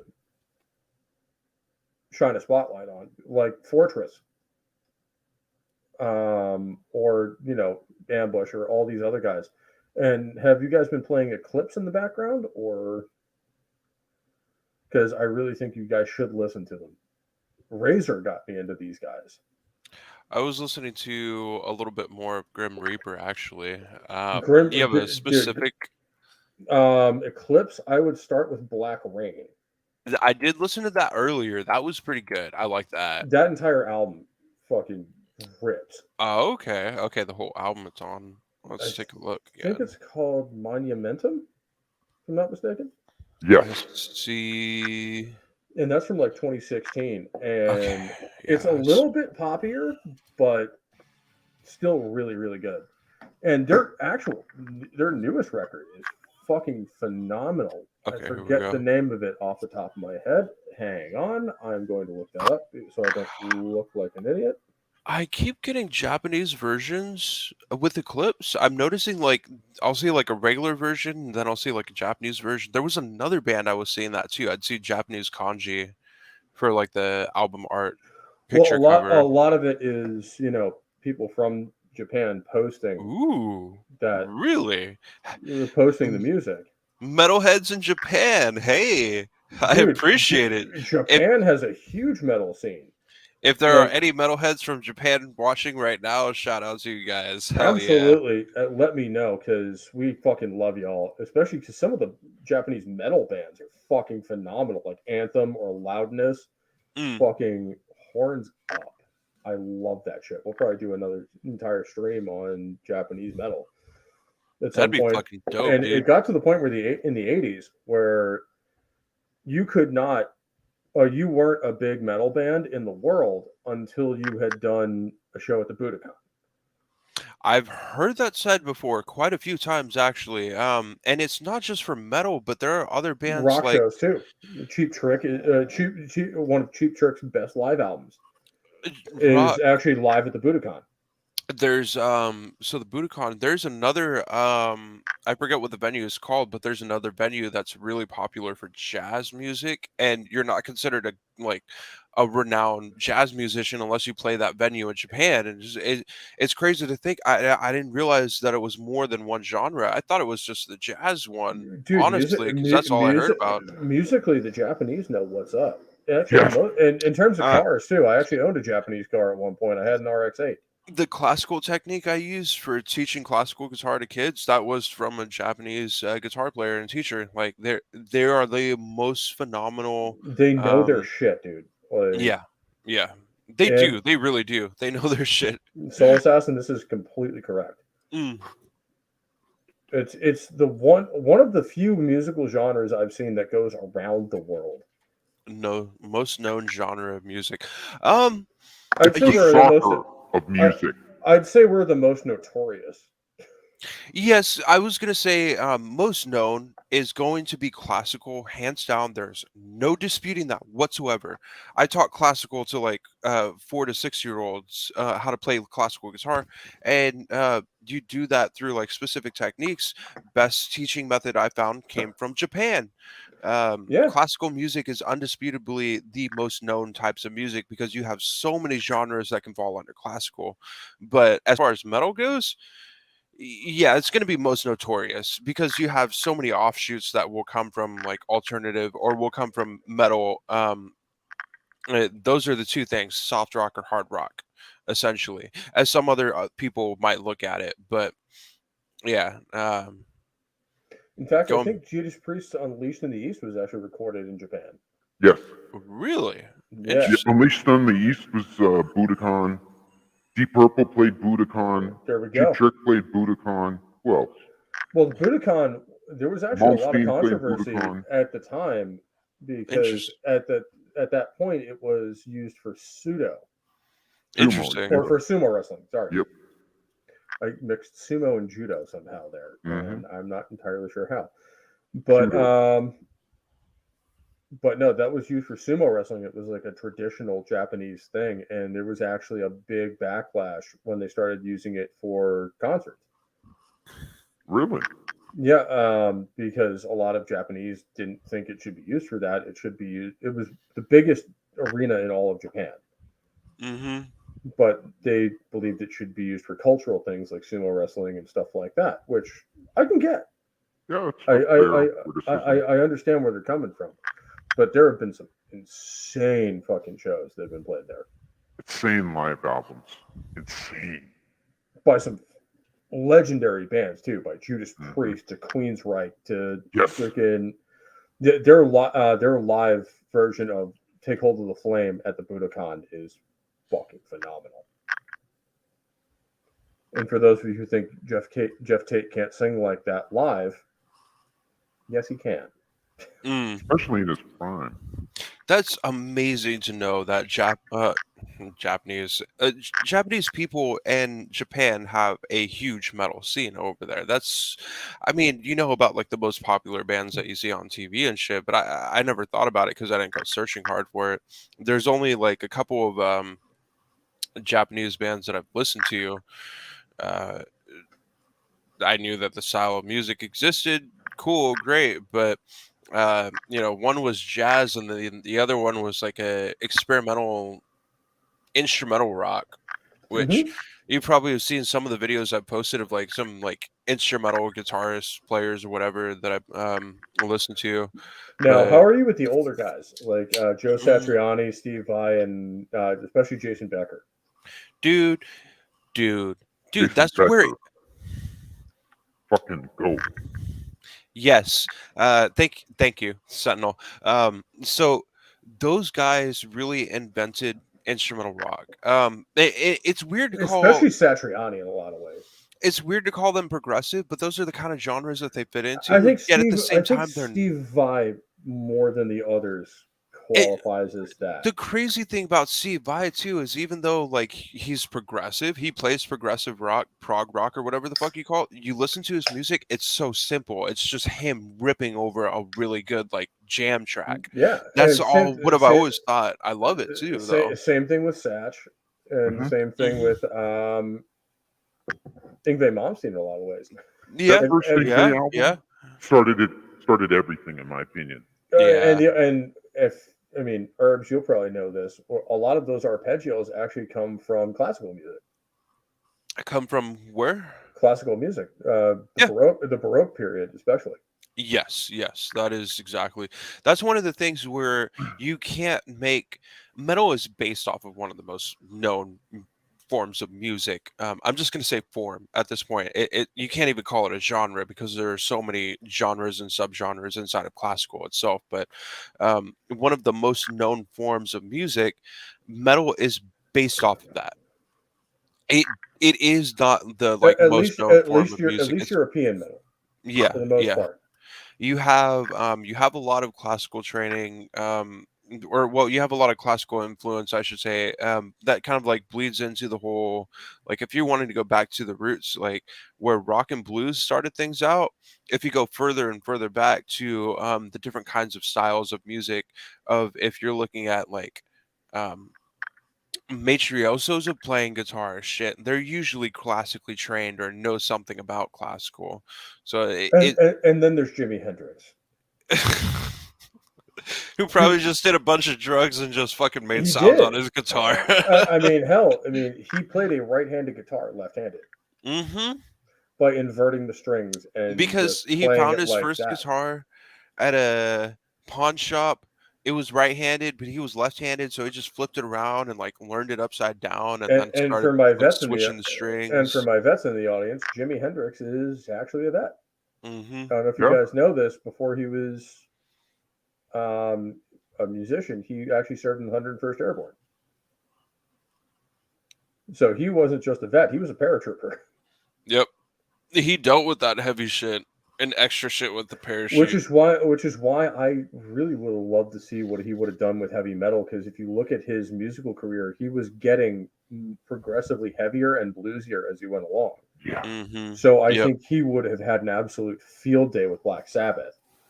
Ooh. Unfortunately, he died The types of distortion, yeah. Unfortunately, he died the day Paranoid came out. Yeah. Which is unfortunate to me because I would have loved to hear what he would have done later in life because he was only 29 years old.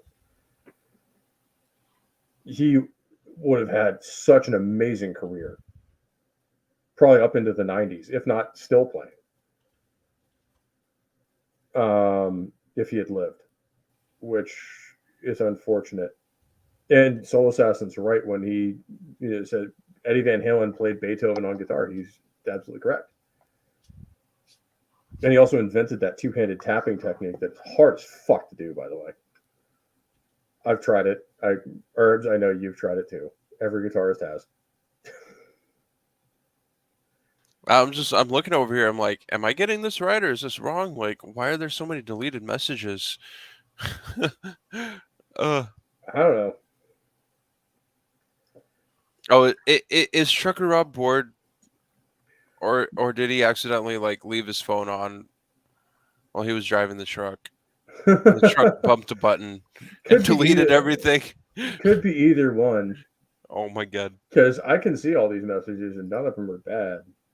Like, welcome back, A2. You didn't miss anything, significant, just us waffling on about heavy metal like we usually do. That's why I run this show. But no, the NWOTHM, I think, is continuing the tradition of what we've been talking about this whole time of just musical excellence. Despite it not being popular. I mean, some of these bands only have like 15, like I use Spotify because that's what I use every day.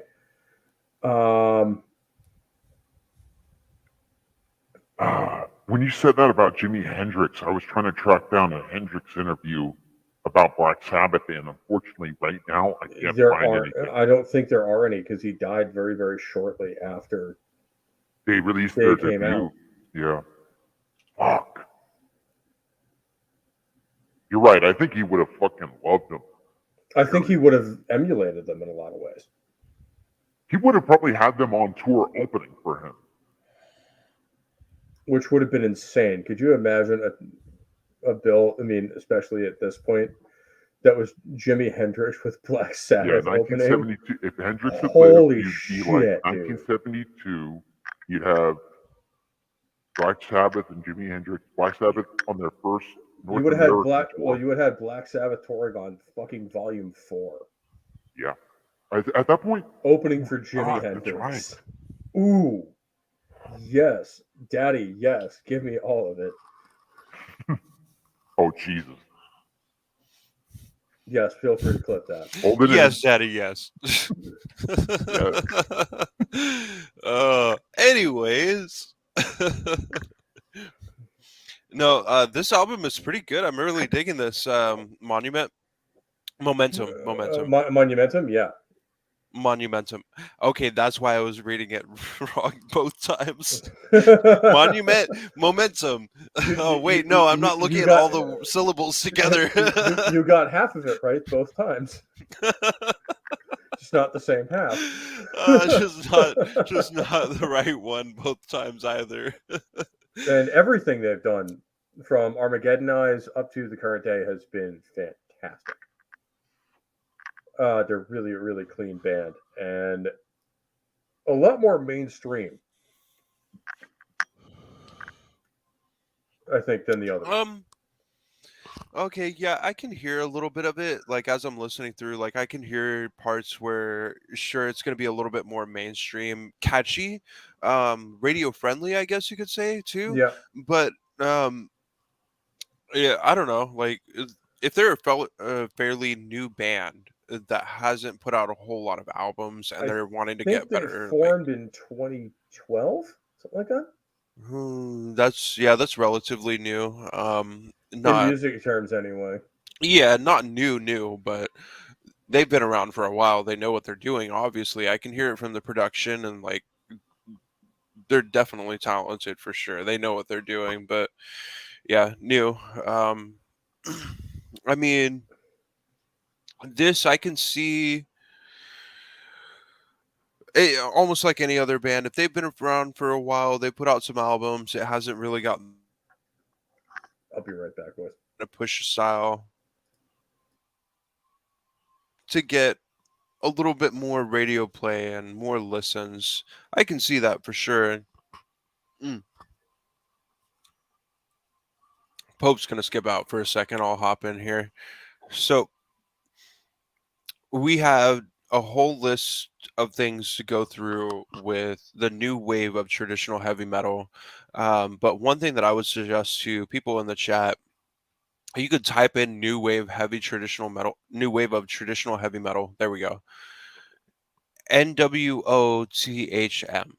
New wave of traditional heavy metal. Type that in, and you'll get a bunch of different bands pop up, and just kind of scroll through the songs, scan, listen, just like you would scan, read, right? Scan, listen, and then you can decide what you like and what you don't like. There's certain things that I like about traditional heavy metal. There are certain things that I don't like. It's kind of weird to say that, but I mean, I'm sure everybody here can say that about any style of music that they listen to. There's things that they prefer to hear and not prefer to hear, right?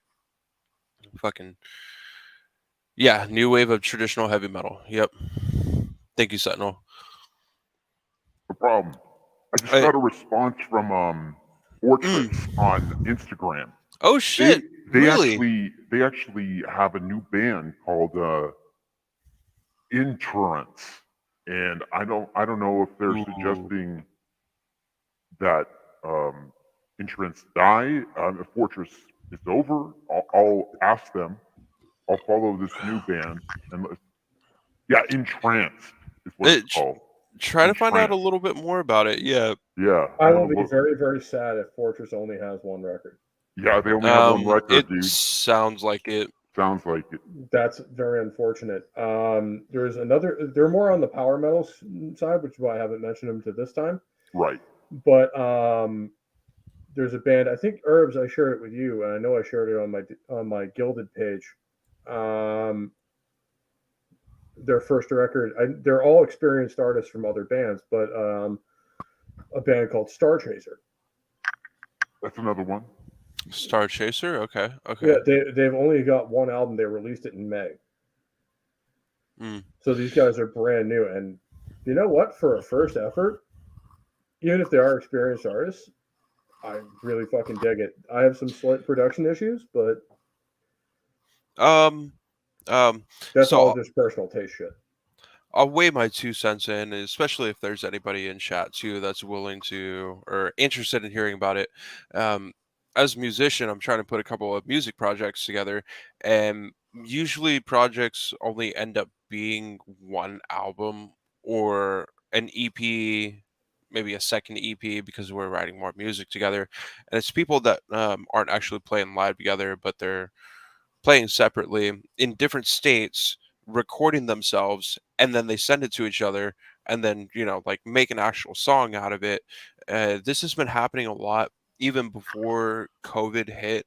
Like it happened years before, and it's mainly because of the internet. It has actually made it possible within the past 6 to 8 years or so, with Where you can do, emailing especially where you large can do it live. files. Right, and doing it live too has Like totally changed the game. Even over a Zoom meeting, like if Hmm. you're just sitting there, bullshitting and playing Hmm. riffs back to back, Yeah. So like you can kind of do it almost like a live session. one thing to consider is Although you that do lose some of the audio quality. you do, yeah, a little bit. It sucks, and that's probably one of the reasons why we may be picky over having this, or versus like actually listening to it on a vinyl record where there's lossless quality. You get everything there on a vinyl, because of the audio file format that they'll use on vinyl. Which, for those of you who may be concerned or care, I collect these. I don't actually have a record player. I collect these vinyls Mm, because they're albums that I think are significant and should be owned on every format available. yep. And cassette, I have too many traumatic childhood memories of playing with cassettes to ever own one again. Okay, we got another thing. Like what happened with Hammerfall and Celtic Frost, so happened to You mean Hellhammer? Hellhammer, sorry. So happened to Fortress, and Fortress has now What? become in some ways entranced. Okay. But Entranced it's a has similar this lineup. other band that kicks ass. Their singer is the singer from Holy Grail. Holy Grail is a beast of a band too. No, I know Holy Grail, Yes. and their singer is actually an entranced now. Yes. Ooh, okay. So It sounds everybody, fucking great. Check out everybody the go link I listen to posted in Entranced. the chat, man. This definitely Fucking great. happens in music scenes for sure. As unfortunate as I think it is that Fortress never released anything else because they're fantastic, that entices me a lot more because Holy Grail's fucking amazing too. Yeah, dude.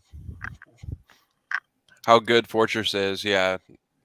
I'm just basing this off of like your excitement over the singer of Holy Grail, and I haven't listened to them, but Holy Grail's your excitement over it, like, Holy Grail's very good. I started roboting a little bit. Holy Say Grail, that one more time. Holy Grail is very, very good. I would recommend them. They're I wouldn't say they're top tier power metal, but they're up there. They're also top tier for me is like Blind Guardian, Gamma Ray, and Sabaton. I would actually I would disagree with that just a little bit because they have as far as look and presentation, they are very new wave of traditional heavy metal, even though they were formed way even before that.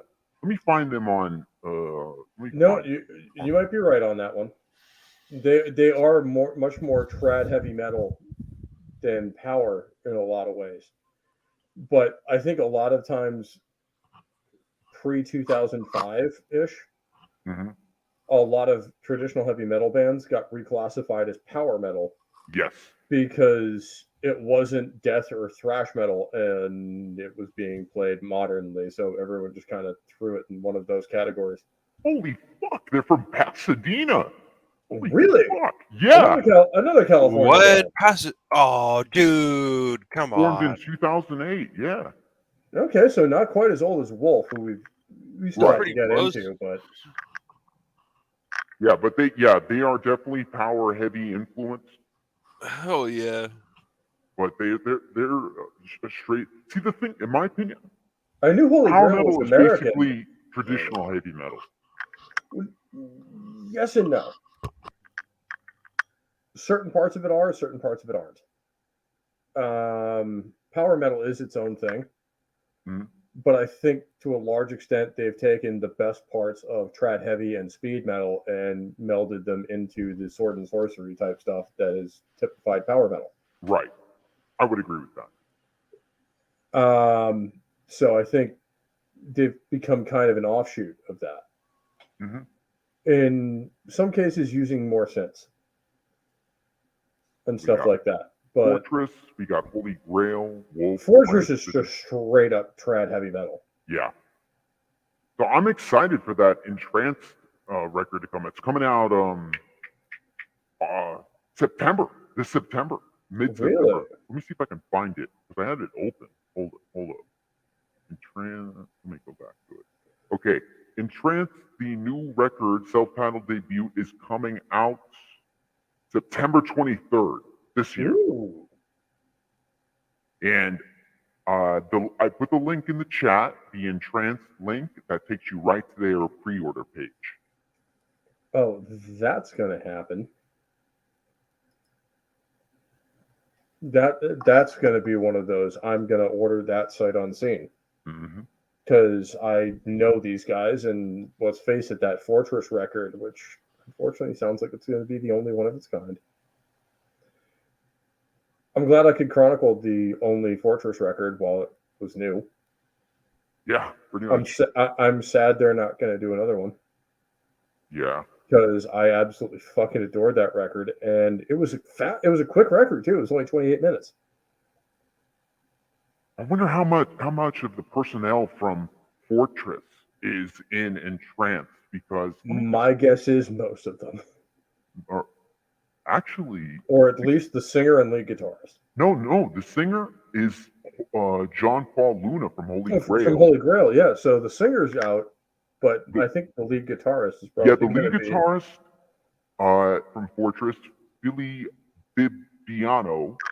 The drummer is Ben Richardson from Wild Eyes. So Ooh. it might be. So this is kind of a super group. It's somewhat of a super group, yeah. It's a 3-piece.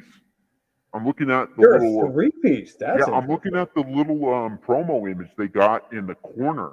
This little promo image, and it's just 3 of them. So and for those of you who think that 3 pieces are kind of weak or whatever, I would direct your attention to 2 little bands by the name of Rush and Motorhead. Mm-hmm. Yep. And Soul Assassin's correct. A lot can happen in 28 minutes.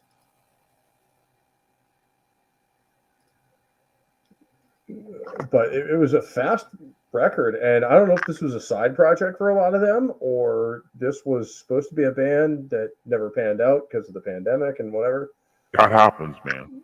No, it does.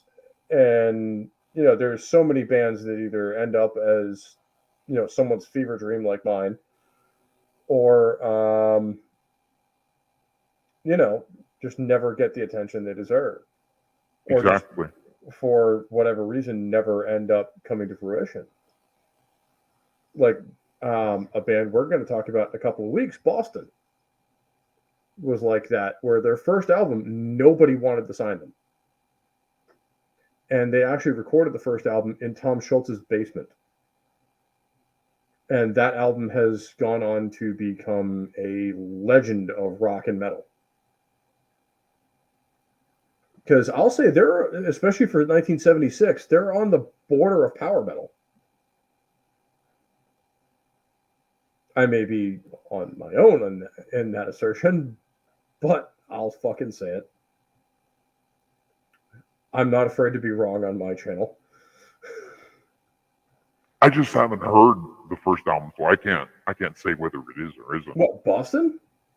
The first Boston album, no. I probably heard songs off of it, but I don't know. Absolutely heard songs off of the first of it. That's their big one. That's the song that has, More Than a Feeling, Foreplay, all that kind of stuff on it. All right. I guarantee you've at least seen the record, if not heard it. Yes, I have. Yeah, the cover is very power metal-y. Yeah. Album cover, I mean. And their later albums are very power metal. Okay. And I actually enjoy all of Boston quite a bit. As much shit as I'm probably going to get for that from the hardcore metal fans. Oh well. Bring it, bitches. I fucking listen to this shit. You should too. like Boston is a great rock band. Not only are they good, I actually have a personal connection to the band, which we'll go into when we actually do the band.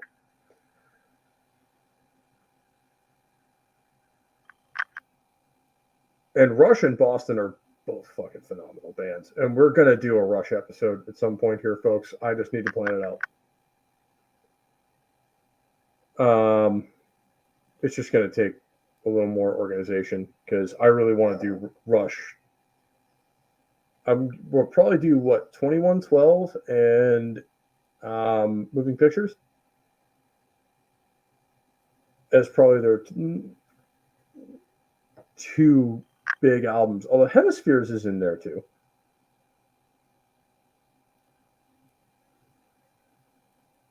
So I can say that we'll probably end up covering that. Especially because Hemispheres, if I'm not mistaken, has the sequel to Cygnus X1. Actually, no, sorry. We'll have to cover A Farewell to Kings. Where we do that, because that's my favorite Rush record. By far.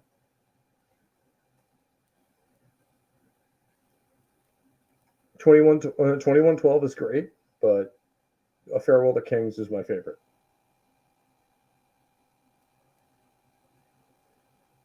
And Sentinel, I know you'll have some recommendations for our Rush fans in the audience. No, I don't. I don't own any Rush albums. Really? I hear them enough on the radio that I got my Rush craving satisfied. Okay, fair enough. Rush, like, honestly, a lot of their really good shit you don't hear on the radio. Songs Really? like 2112, Cygnus X1, Xanadu. Wait, Sentinel, you've never listened to Rush, or you haven't like listened to any of their albums, really? Yeah. I don't Oh own my any of the albums. goodness. Oh my goodness, dude, you're in for a ride. You're in for an absolute ride. They're so good. Okay, so You're gonna just listen to A Farewell to Kings. Just Yeah. straight out. Yeah, I Okay. was having some nicotine, but I was gonna say, like, I agree. Like, Farewell to Kings is one of the best albums. Absolutely. I actually last year got to see Primus perform A Farewell to Kings No fucking way. in What? Boston with the Sword opening, who is another That's awesome. NWOTHM band. Mm. And that you should all be listening to because they're kind of a more thrashy Black Sabbath. And it's fucking awesome, and you should all listen to The Sword.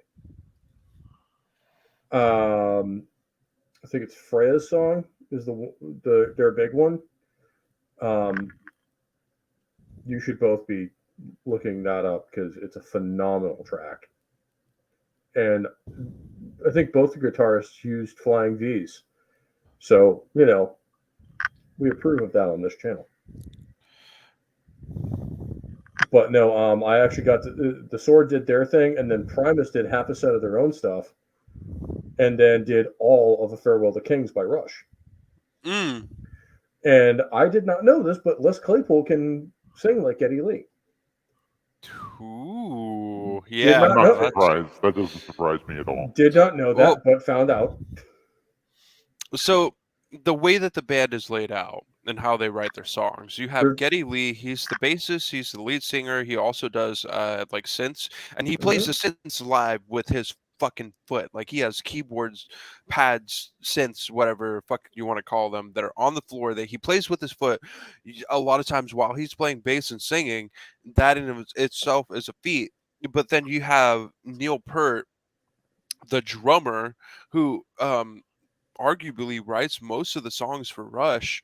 And is also probably, from a composition standpoint anyway, the best drummer there's ever been. And it's crazy because he's got you may have seen pictures, but he's got a drum set that wraps around him like full 360. It's like a whole like thing and a half to like get into and out of and all this shit, just because it's a like complete 360 wraparound drum set that he has, and cymbals all up high. but like he's got like one, two, maybe three like rows of cymbals that wrap around him, as well as like the chimes and the bells. Mm-hmm. He's got all the fucking shit because he has a drum set that wraps around him. Yeah, I all the mean, he's percussion. fucking Neil Peart. And He's also the complications of Rush's percussion. You need all that.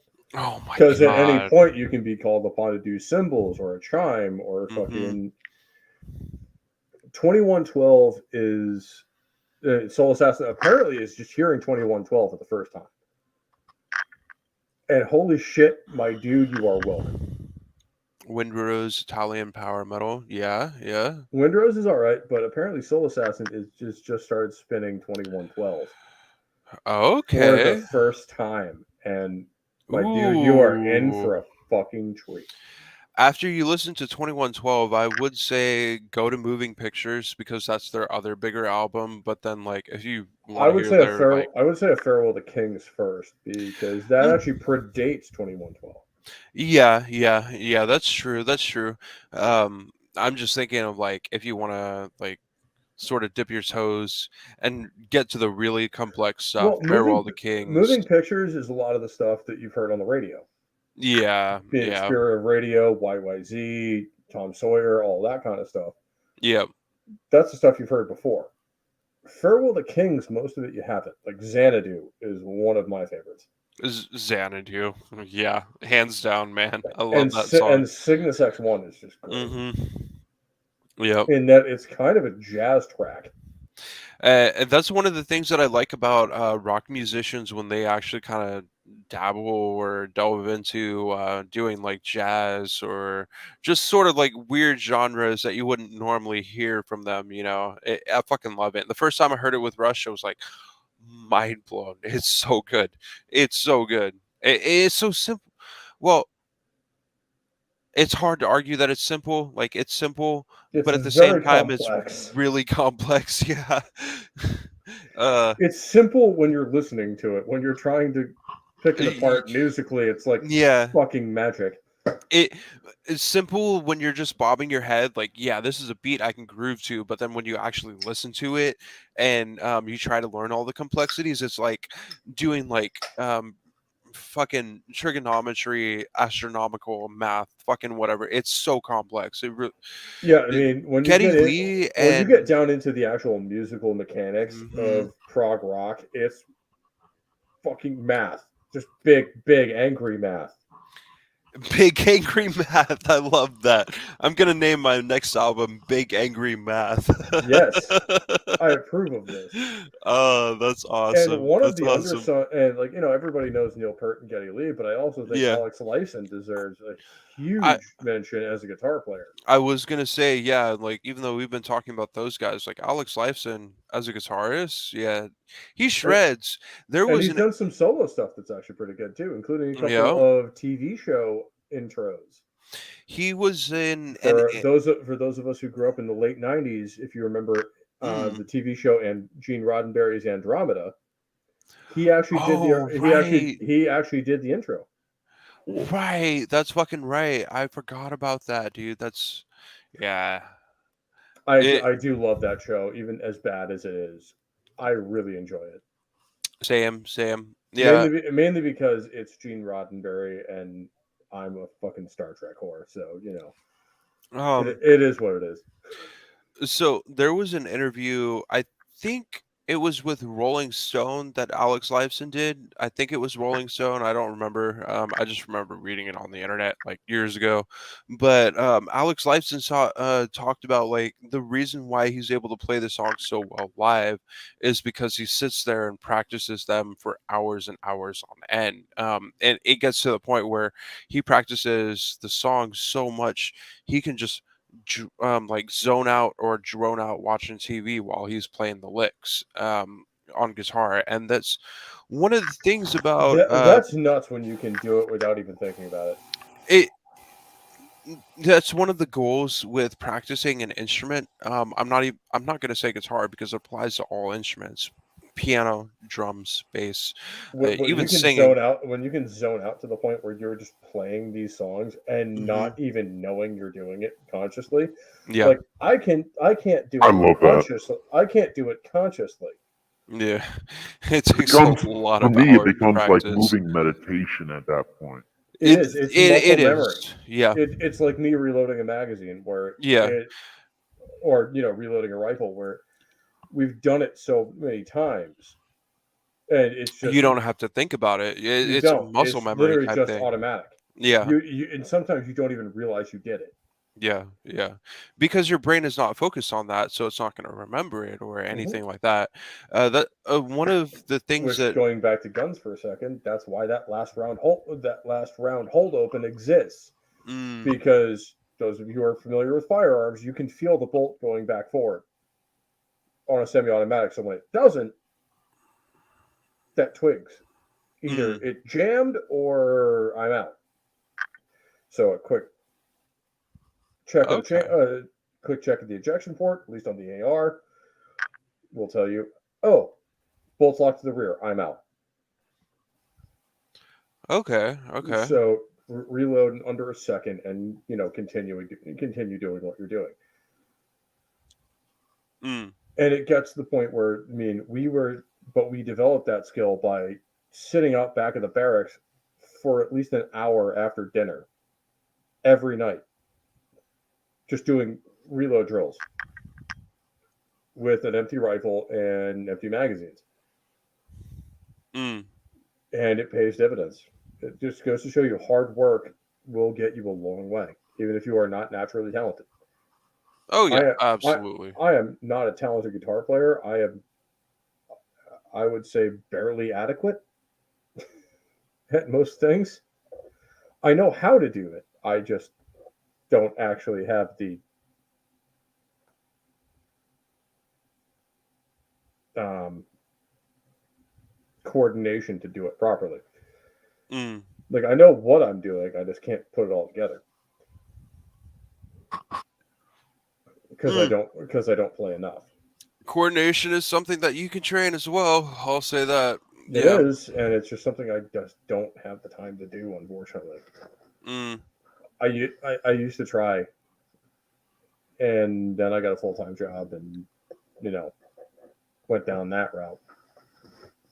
That's usually the death of a music career, is having something else to do. That musicians can't make a living off of their music anymore, whether it's from online piracy or not. It's just a fact. Actually, And online piracy is the opposite of that, in that this is what a lot of companies don't realize. The people who pirate your music, if they really like it, they'll buy it. yeah, but how many of them really like it enough to support the band? A lot, actually. All right.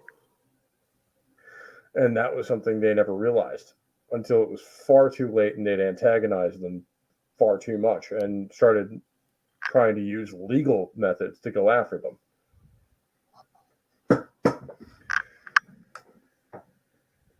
So, unfortunately, they pissed off their fans, just like Games Workshop just did last year by going after fan content like Astartes, which had gotten tens of thousands of people into the hobby just from a free YouTube video that they then put behind a paywall, because of course they did. They're Games Workshop.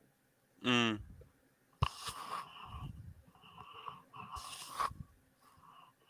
That's a whole nother rant. Especially me being both a BattleTech and a 40K nerd. Oh man, I have a rant coming on that shit.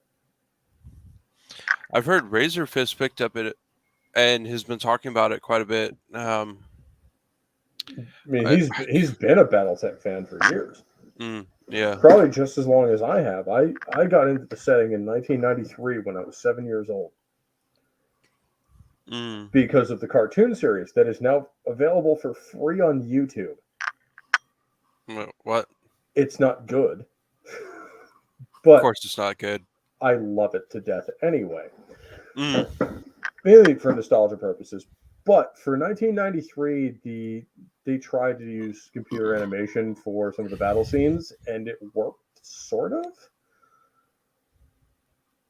It's one of those where they tried to use early 90s CGI on a TV show budget. Yeah. Yeah. It only got like 13 episodes and then got canceled, but I really enjoyed it. And rather than ignoring it entirely, like most companies would do, they actually made it a thing in canon that it was actually a propaganda broadcast by the Tharkat Broadcasting Company. What?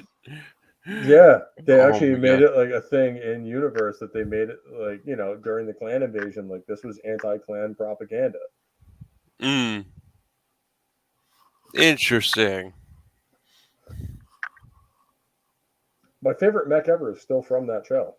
First time it had ever been seen on anything other than a source book. Being the AXM-2N Axeman.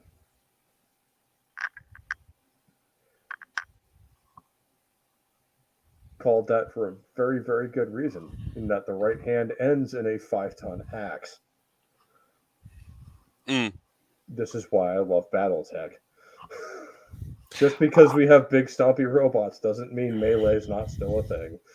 I was considering buying that today when I was looking at like Steam games that were on sale, and I saw BattleTech. I'm like, HPS Battletech? Absolutely buy it. I'm a couple of dollars short, I think, but I was looking at it. I was like, oh shit, I want to play this. Well, I know you already have MechWarrior 5, so like Yep, this is yep. just the I need to play top-down that first. Yeah. turn-based strategy. Dude, I'll delete all the mods I have on my game, or at least disable them. Oh, I see what you mean. And we'll play some night this So week. like play a vanilla run through? Okay, Yeah, okay. some night this week, because I really want to. Yeah. A lot of the mechs that are in 3025 are not in the game. Okay. I'd wondered about that. Like I have that full list that Imperatus sent me for the mods, and I was like, Yeah, I mean, we have a Google Drive. We'll deal with that offline. But actually, yeah, Sentinel sent me Skullfist earlier. Yeah, I wanted to talk about Yep. Skullfist a little bit. Absolutely, man. Like I've been listening to them the last 2 days. Yeah. Since you mentioned them, man. Damn, are they good? Doesn't the singer sound like the Scorpion singer if he was grown up in America and English was his first language? Yeah, they kind of pattern the singing. The it cadence. Sounds so much like I think it's Klaus. the cadence is very Scorpions. Yes, which even is the no the bad song. thing, because like Animal Magnetism, don't care what side of the house you're on, that album kicks ass, and if you don't think so, you have shitty taste in music. Animal Magnetism, Blackout, and Love at First Sting is like the three Scorpion albums you just have to own, or else you're a dick. Hey, Ian's here. Ian So Forth. How's it going, my dude? And yes, Trucker Rob, we also talk about Battletech on this channel because that's one of my great loves throughout my life. I got into it when I was 7, and I've been doing it ever since. In fact, I have a bunch of minis on the way to complete an idea that I've had for a long, long time.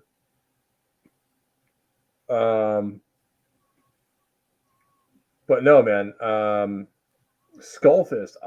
I had never. I think I'd heard the band before, like in passing, but it just I just never like flagged them.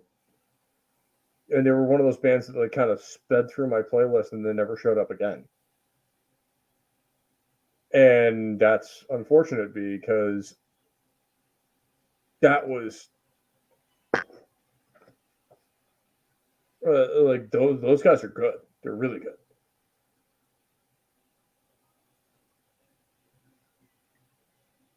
Soul Assassin, if you grew up around Gundam and have only recently heard of Battletech, you are in for a fucking treat, my dude. I would heavily recommend the Black Pants Legion channel and Tex Talks Battletech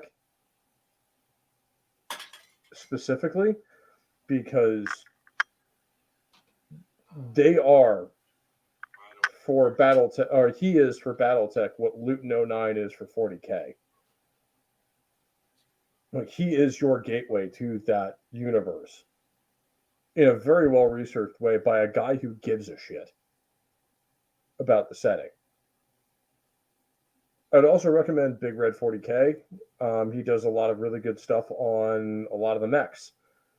He's going through TRO 2750 right now, which is some of the Starlink era shit, which is actually where I play around a lot of it. Because I tend to like the early Succession War / Starleague era period, because it's really fun for me to play around in. In fact, part of the unit I'm making right now is going to be an SLDF unit. But, getting back to the music, Skullfist, I can heavily recommend. Yes, I recently purchased their 2018 album, Wave the Road, and I'm just extremely impressed by it. At first, I didn't think the production was as good as I was hoping it would be. That's my one complaint with it, is that the production is not quite what we expect. If they had the guys who did the Ambush records, it'd be perfect. If you had some guys giving this thing some polish, these guys would be top tier. Yes. I think the songs speak for themselves.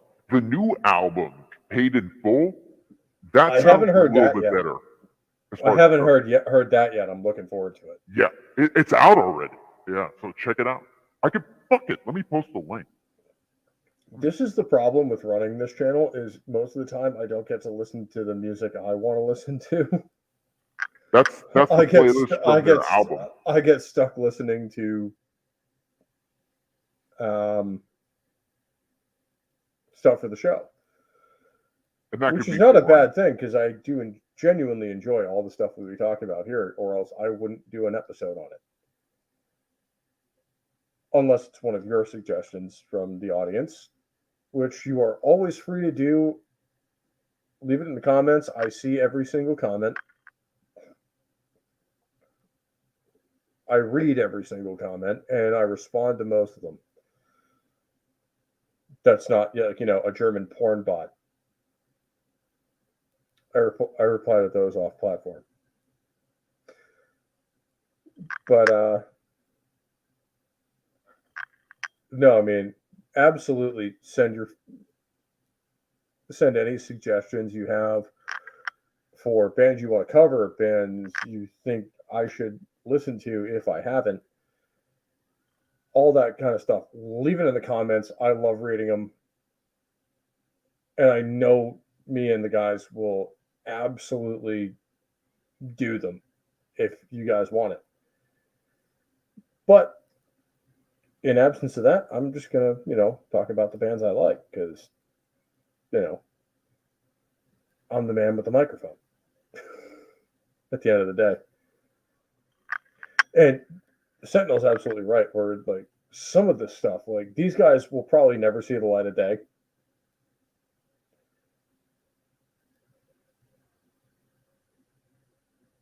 Oh, Trucker Rob. You are very, very lucky that I don't edit anything.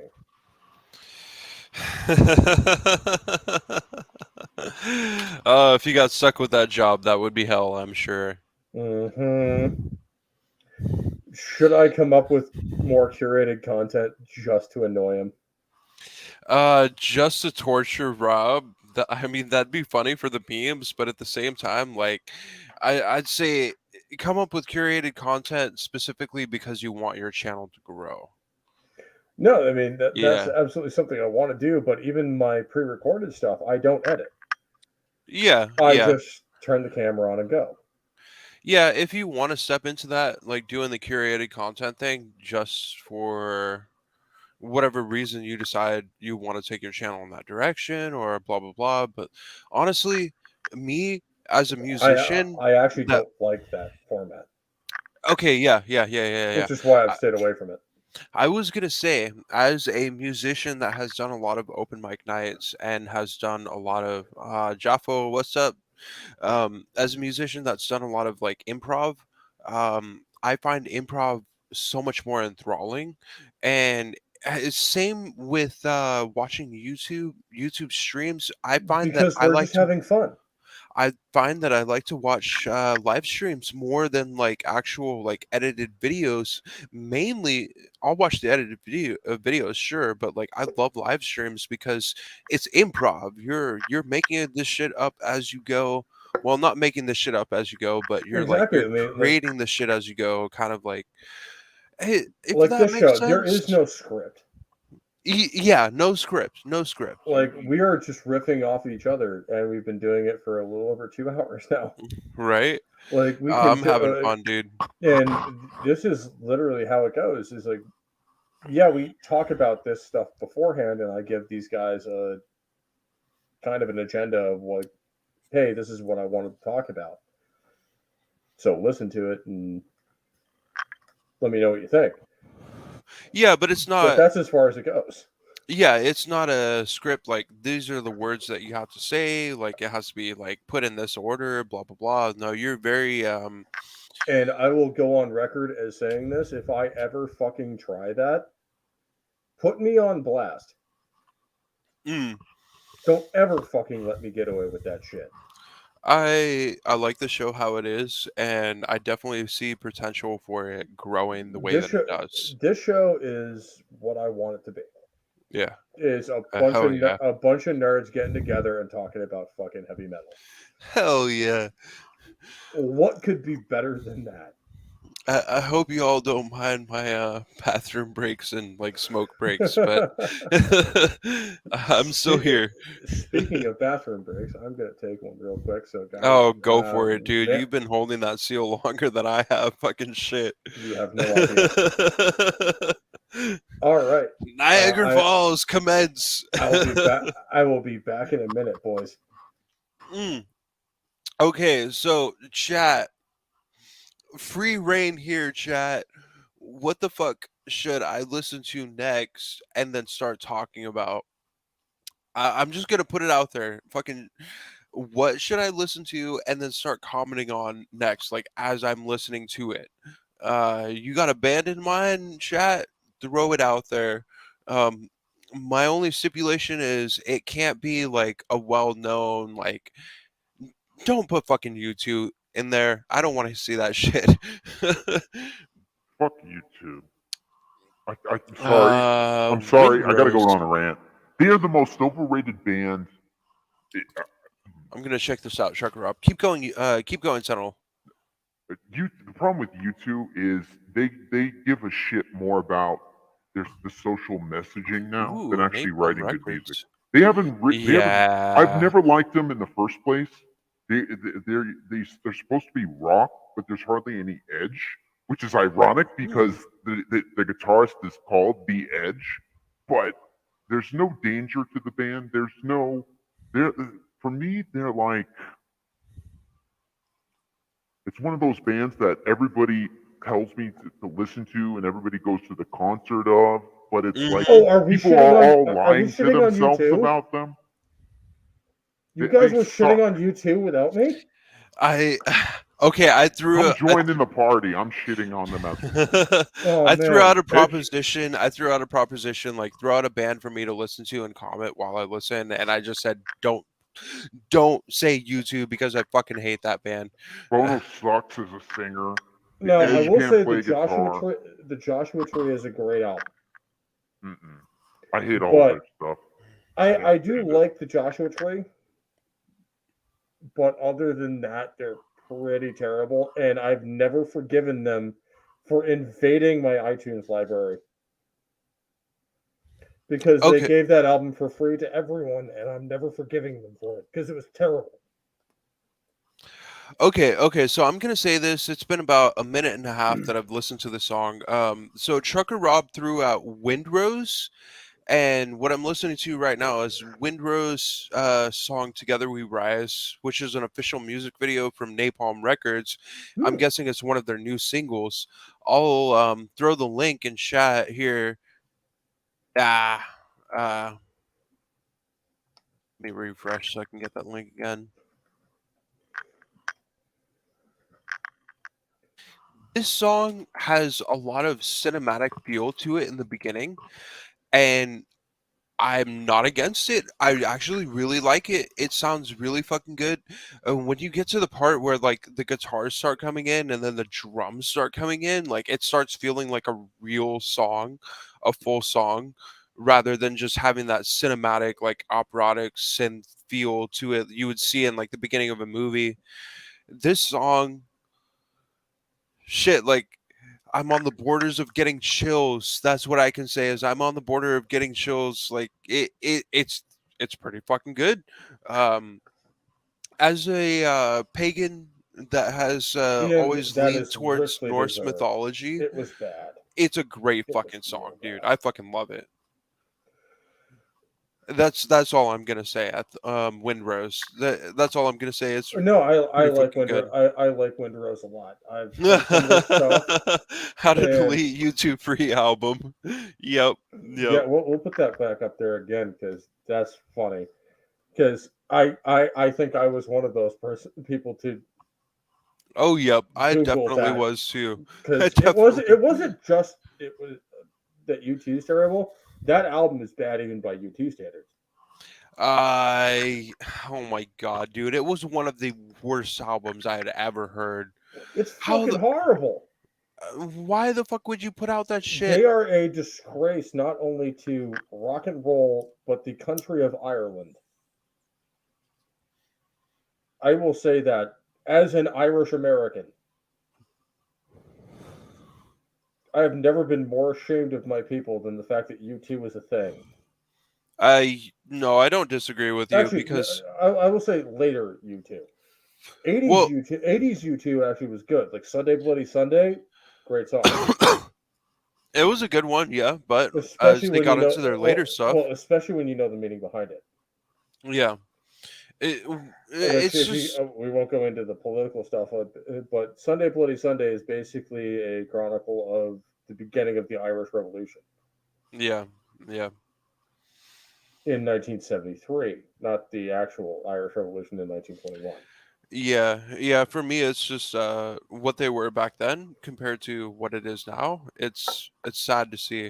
Like I don't want to see that. Yes, I'm and this is about the time that album came out. yeah Soul Assassin. I remember that episode. It's still one of my favorite South Park episodes to this day. yeah. Lead the biggest shit in the world. Yep. It's that Make Love Not Warcraft, the one they did in World of Warcraft, Okay. because we all know WoW nerds that are exactly like that. So getting off topic, but back to Trucker Rob's topic of the Windrose band. Um, Dude, I'm gonna say listen to this right now. I'm gonna put the link in chat again, or private chat, so you can see it. Oh yeah, I listened to I that. I am not the biggest Coheed and Cambria fan, Jaffo, but that was an excellent record from them. It's something you're gonna want to listen to. That's definitely the feeling that I have. It's something that you're gonna want to listen to. Yep. It's And it's really good. also, for those of you who don't know, that Christopher Lee actually did two, not one, two metal albums Hmm. with a very, very famous guitarist Hmm. who Who I have, co-wrote the music? yes, and I have one of his guitars. What? Richie Faulkner from Judas Priest Right. actually Right. co-wrote this album, both albums, if I'm not mistaken, Hmm. before he joined Judas Priest. That's right.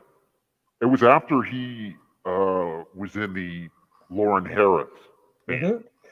Yeah, Steve Harris's daughter's abortive attempt to get into the genre, and I've never heard it, but I've heard that it didn't go well for a reason. It's okay. When I saw Maiden live in 2008, Lauren Harris opened for them, and I liked Richie's playing and his presence on stage. It just No, his presence on stage is great. I've seen him live a yeah couple of times. yeah And it was he was the only redeeming thing about the Lauren Harris band, and it wasn't terrible, but it was a situation of daddy giving his daughter some nepotism. yeah, nepotism never works musically. Pretty much. Although I will say there's one notable exception. Shooter Jennings? And that would be The Beach Boys and Heart. Oh. Brian Wilson is Ann Wilson from Hart's father. Whoa. Okay. And Nancy Wilson as well, her sister. The lead guitarist from Heart. She still sounds amazing, by the way. She just played Walkin'. They both Heart slays. Like, yeah, I don't give a shit how fucking many brownie points this loses me with the metal community. I love Heart. I really do. In fact, some of their shit is old school heavy metal. Like Barracuda, they recorded in 1973. Mm-hmm. And listen to that fucking intro riff and tell me that shit isn't metal. Like, Barracuda is straight up fucking heavy metal.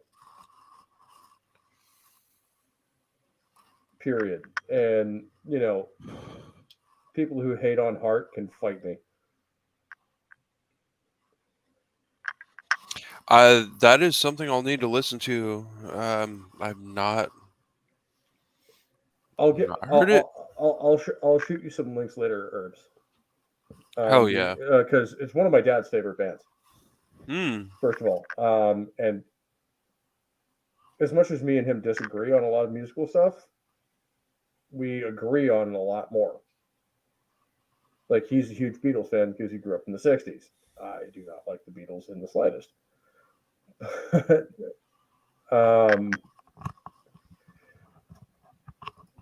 Trucker Rob, who says I'm not into bardcore?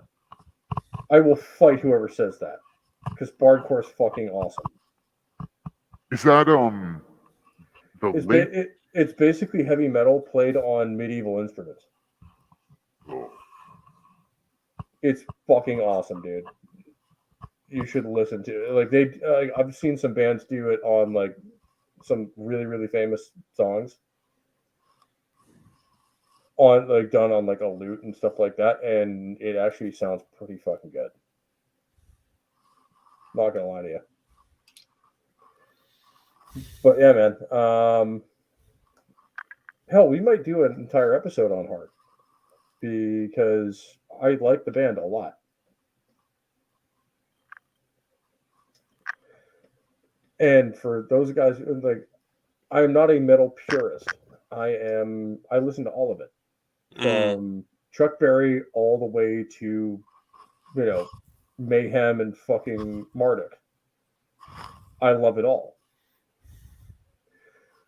And if I don't like the band so much, well, then that's the problem with the band, not the genre entirely. Like, even death metal. Like, I am not a death metal fan per se, although I am willing to have my mind changed on that. And me, Imperatus, and Herbs, I know you're a little bit more into the death metal scene than I am. I want to do a stream where you guys try to get me into death metal. Are you? What kind of death metal are you thinking of? Because there's a lot of stuff I listen to that's like, it's in death metal, but it's subgenres of death metal. Like, okay, well, like the two death metal bands I actually do enjoy are Bolt Thrower and Children of Bodom. You consider Children of Bodom a death metal band? They are. I know, on the border of death and black metal. I would call them more of a melodic death neoclassical kind of band. I do know a guitarist that played live shows with Children of Bodom and Alexis Leahy. I think that's how you say his name. Alexei Laiho. Okay, yeah. Are you talking about Yanni Warman? Mm. But Pope, Alexei Lahaye. if Children of Bodom is a death metal band, they're my favorite death metal band now. By that definition, by if you're going off of that, okay. But other than that, my Actually, Fair favorite death enough. metal Like band I is do Death. like a That's lot of. fair. That's fair, I yeah. do like a lot of their musical stuff. Yeah. The only thing I don't like about death metal is the vocals, Yeah, which is weird because I like both thrash and black metal. But it's something about that guttural howl that just sends me out of it, and yet I like Amon Amarth. You probably would have to give yourself time to get used to the vocals. I noticed that I had that period as well. Like as I started getting into different styles of death metal, like the screaming, the vocals weren't like what I'm used to growing up. A couple of guys got me into the early ones, like Cannibal Corpse and Death. Okay, And I appreciate it, but it's not something I'd reach for. Children of Bodom is basically a very pop version of Death, I would say. That's fair. That's a fair assessment. And I love Alexei's voice too on especially the first 4 Bodom albums. Just Children incredible. of Bodom, my guy I used to work with is a huge fan of them, and I gotta say I see why. I'm not necessarily a fan of the band myself, but I can, from a musical standpoint, I can see why people would fall in love with it.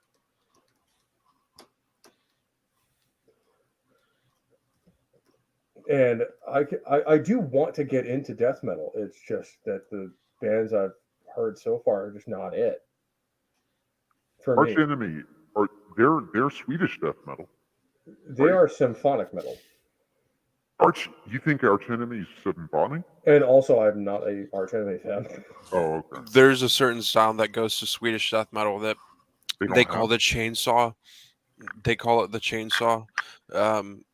It's very, very, very different than symphonic. I've heard symphonic death metal, like American bands that play symphonic death metal, as well as like you have fucking Nightwish. If you want a pinnacle of a lot modern, the reason I hate Arch Enemy as much as I do is Alyssa. Yeah, I want to know something. I don't. And her being a flaming cunt on just about any issue under the sun. Oh, yeah. That doesn't surprise me at all, dude. She's from Canada. And yet, one of my favorite power metal bands, a newer band, by the way, which we should talk about on this stream, is Unleash the Archers. Mm-hmm. I've heard of them. I've heard good things. They're very, very good. They're musically talented. Yeah, it's just was I the one who turned you on to them, Herbs? Because I know I've mentioned them. I'd heard of them before. When you mentioned them, I was like, "Oh shit, Unleash! I should go back to them." Yeah, it reminded me to listen to them. Yeah, I'll throw up some of their music in the private thing on Gilded, so you guys can listen to them. They're a power metal band out of Canada, and they fucking slay, and you should all listen to them. They're fucking good. It's just some of the political views, like I can't get behind. I can separate the art from the artist, right up until you do what Alyssa has done in the past and put their views on blast. Yeah, I agree. Yeah, I agree. That's why I bring it up. Arch Enemy, the first singer, and Angela, are absolutely my favorite. Alyssa, the sad thing is the albums they've released with Alyssa are fucking great albums. I understand that you can't get past the personality of Alyssa thing, because she does kind of emanate that a little bit, but a band with a female singer that I would love to amp up, because I saw them on their first American tour. Unleash the Archers you're talking about? Was Leaves Eyes. Oh yeah, I remember them. I absolutely a lot of their music is about Norse history as well, which is, when you look like I do, you kind of bump into it whether you want to or not. She's been around for a long time. That singer? They've had 3. Oh, I'm thinking of the blonde chick then. Yeah, they had an original one, and then shit. What is her name? I can't remember off the top of my head, but then she came in. I think there's another one now. Okay. Which continues the power metal trend of when, female singers hit their 30s, they get replaced with someone else. Because, like it or not, folks, sex sells. Same way with music as it is every other thing. That wouldn't have happened with Nightwish. Regardless of their actual talent.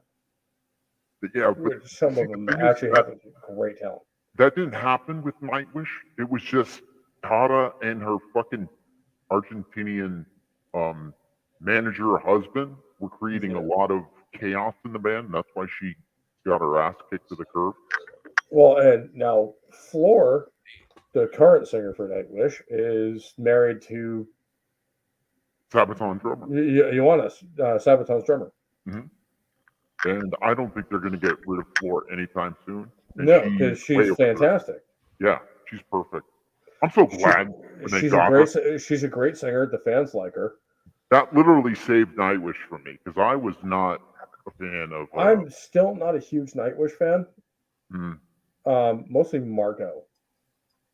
You're a fan of Marco, or no? I'm not a fan of Marco, especially right. even in his other work with Delane. I don't like him. Okay. He sound like when he tries to sound tough, he sounds whiny.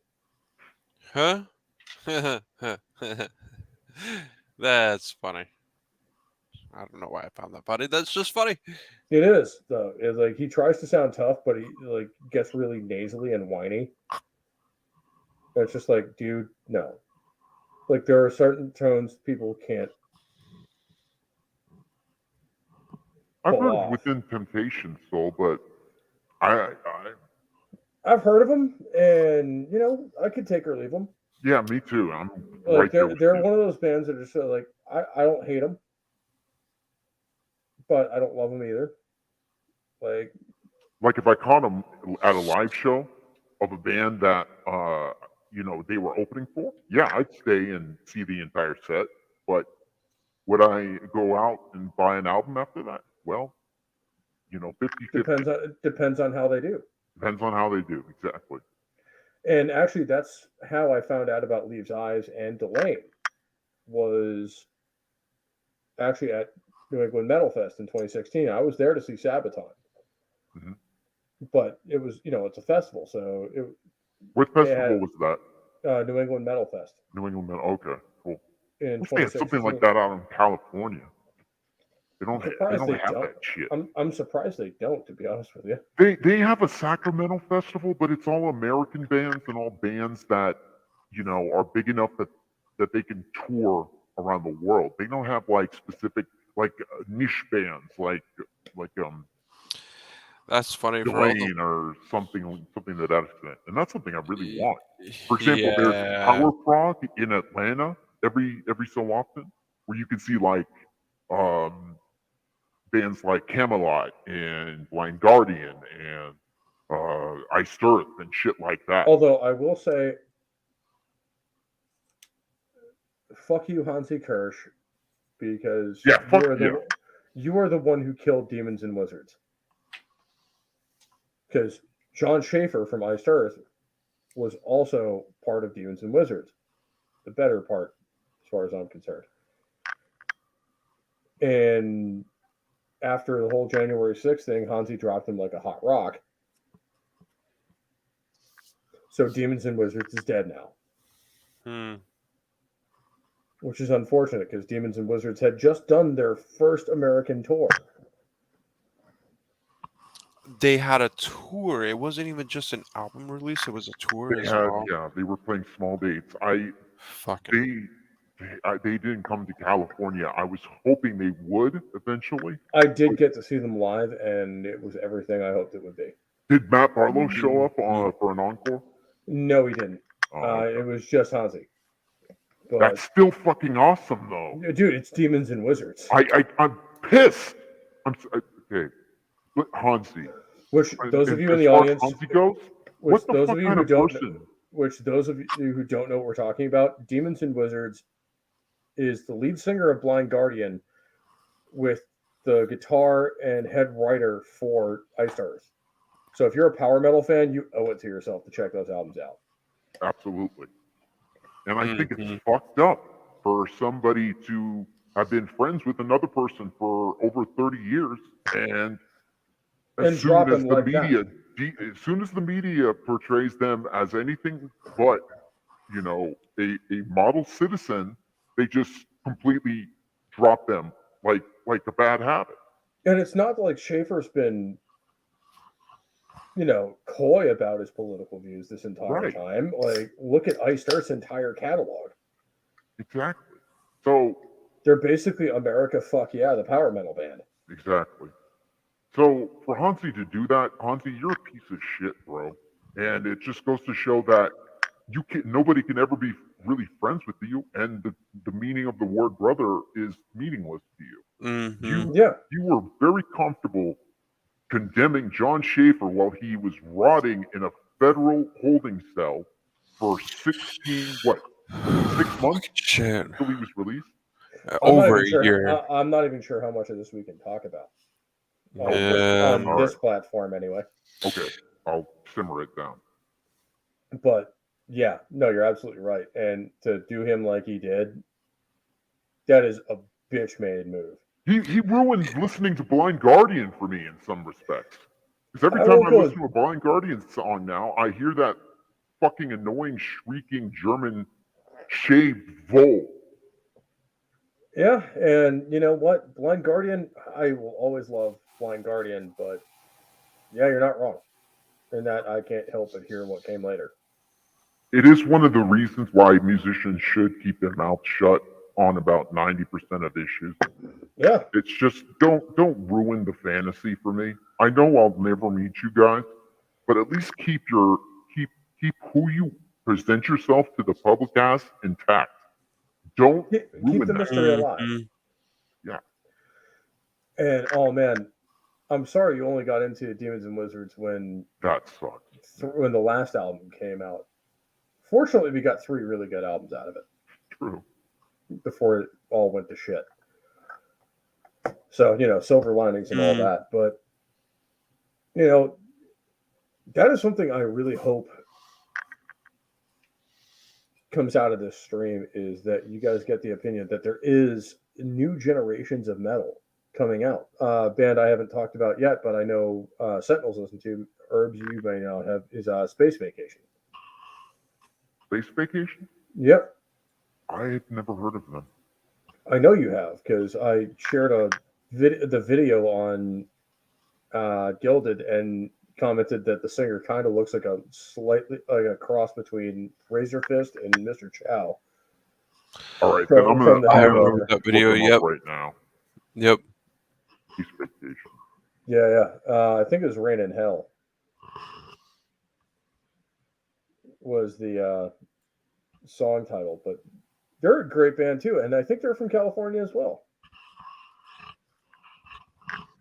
So good on you, California. You're producing good bands, if nothing else.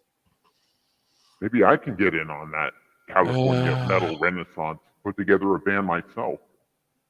Yeah, fuck it, do it. We might have to talk, Sentinel. What instrument do you play? I'm curious. I'm asking questions. I play bass guitar. Okay, so we have 2 guitarists we have 2 guitarists and a bass player. Oh. All right, we got 3/5 of a kick-ass rock band here. Oh, yeah, that's exactly what I'm thinking, Pope. We'll talk more about it off the stream. Absolutely. Because there's a little bit. I'm not the best bass player. We'll just let you guys know, but I could probably figure it out. That's fine. I'm not the greatest guitar player in the world either. We can make it work. We can definitely make it work. Oh shit! This is fucking awesome, man. And anyways, Trucker Rob, the triangle's kind of disappointing. Are you sure you don't play cowbell? Because we can use more cowbell. We always need more cowbell. Yes. Yes. But no, this is awesome, man. Like, this is why I love doing this shit, is because, you know, we're all just a bunch of, you know, heavy metal nerds that just love talking about this shit. And thank you all for being here for it to listen to our insane ramblings. Sometimes some good actually comes of it, Right. as you're witnessing in real time right here. But no, man, like the NWOTHM movement gives me a lot of hope because it is a concerted effort by old school metal to reassert itself. Yes. And this is going back to the golden age of heavy metal of the early 80s. I'm wondering how long it's going to be before the glam bands come in and fuck it up again. But, while it lasts, I am absolutely loving it. And any bands that you guys have to recommend, absolutely do so. Because I'm an expert on this subject, but I've by far not listened to everything. Like Sentinel Skullfist was a new one for me. Fortress was a new one for me. I mean, I just discovered them like on this live stream. Yeah. And I discovered, and through Fortress, I discovered Holy Grail because Fortress, I found out, ended and they're in trance now. So I found 3 new bands I can listen And to. Holy Grail is well worth listening to. Yeah. Definitely going on the wish list. And the playlists are in my library, so when I get my driving on, I'm going to throw the phone on and listen to it. Absolutely. And you guys can all follow me on Spotify at Pope Metallicus. I think that's the name anyway. Should be the same as it is on YouTube. At least I tried to make it that. And you can listen to what I listen to. If you guys are into that. Because I have some rather eclectic little playlists in there sometimes too. Dude, sitting here listening to Demons and Wizards, I'm fucking shitting myself. This is good. This is the kind of metal that I want to listen to. It's fantastic. It's fucking good. Yeah. Unfortunately, it's never going to happen again. But we have what we have. We have 3 really, really good albums from them. Yes. And you know what? And I saw them live, so. Hey, that's fucking epic, dude. Lucky. That's fucking epic. Oh, sorry, Sentinel. You're like over, fucking son of a bitch. I'm like, hey, that's cool. I know, man. Dude, when everything went down, I mean, I don't think anybody expected, protesters to be treated as political prisoners.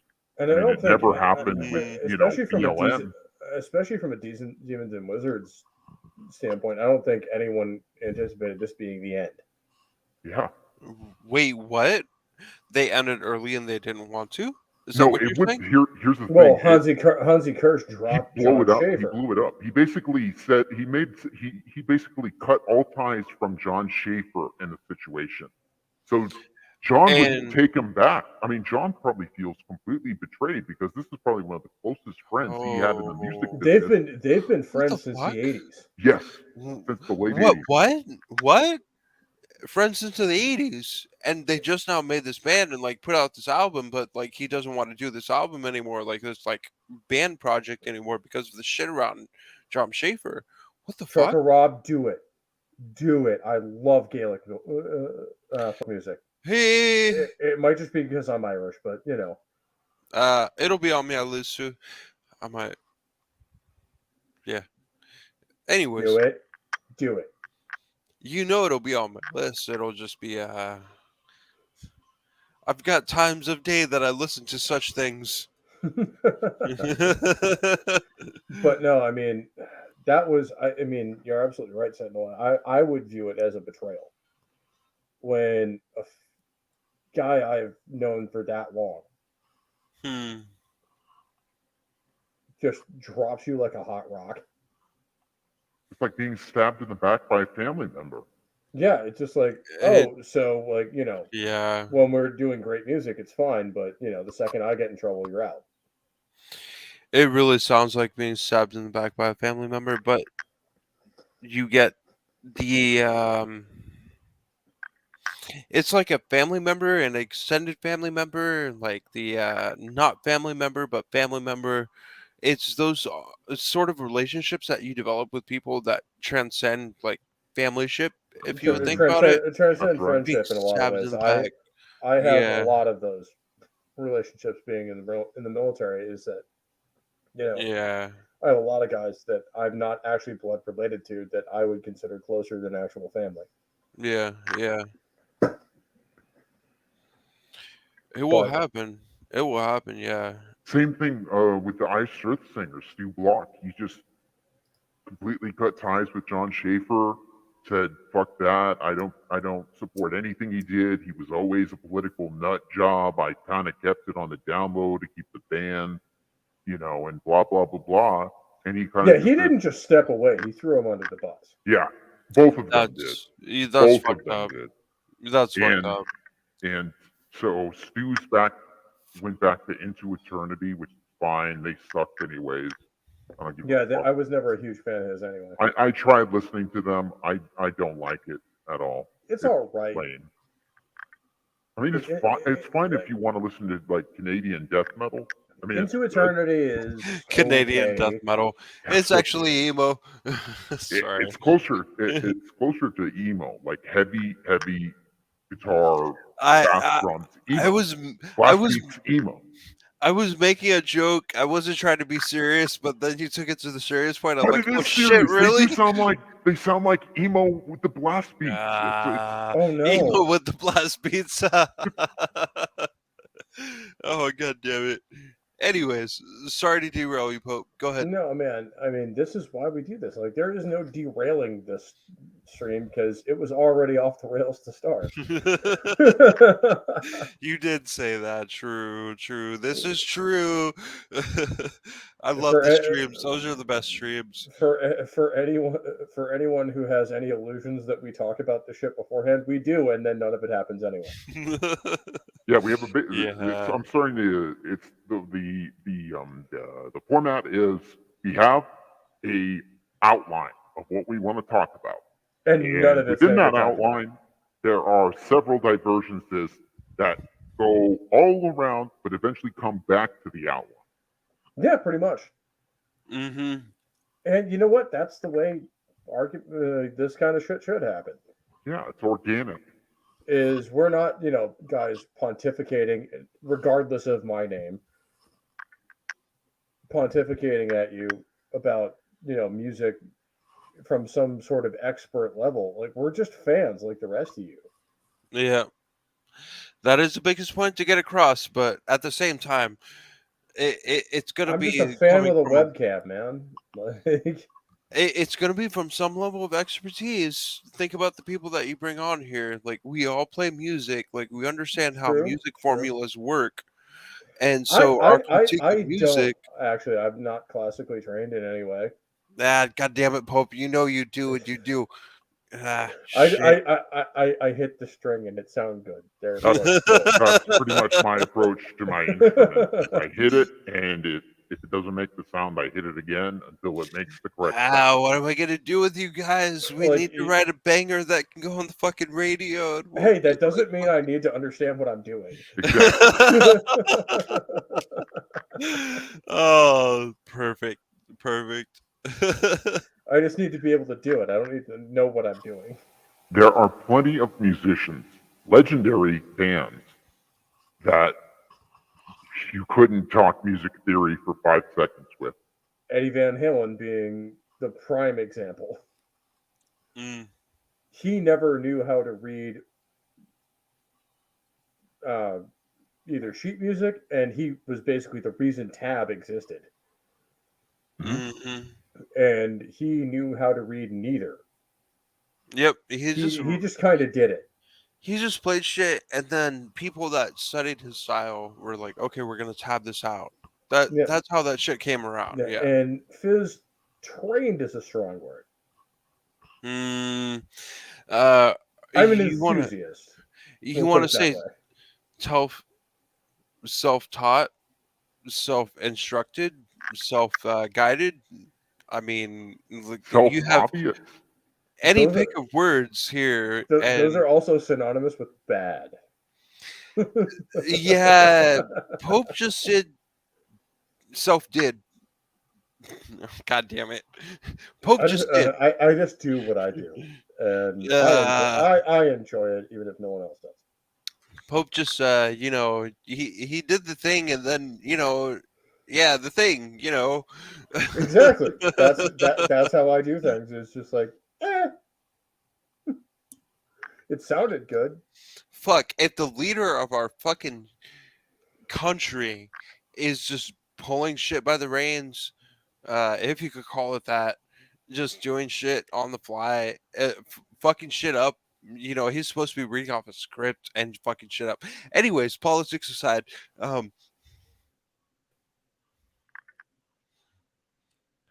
Pope with 169 intelligence. I mean, come on, Chad. That's at Where the did you bare pull that? minimum. Where did you pull that number from? Randomly. Because that's actually remarkably close. Wait, wait, wait. That's the actual number for the. Very close. So you're like a 178, We'll talk about that off stream, but Oh, you are much closer to the mark than I'm comfortable with for you pulling it out of your ass. Can I bring up? Oh, okay. Sorry, guys. I'll let go off him again. Hi, Bob. That is very entertaining. I do things. God damn it! I need to hit my bowl again. Sorry. Yes. Continue on, Pope. Sentinel, what were you about to say? I was just going to Oh. mention the band Haunt.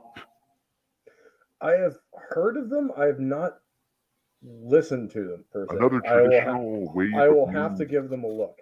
Yeah, same with me. I know of them. I've heard of them. They are a traditional heavy metal band, and they're from Fresno, California.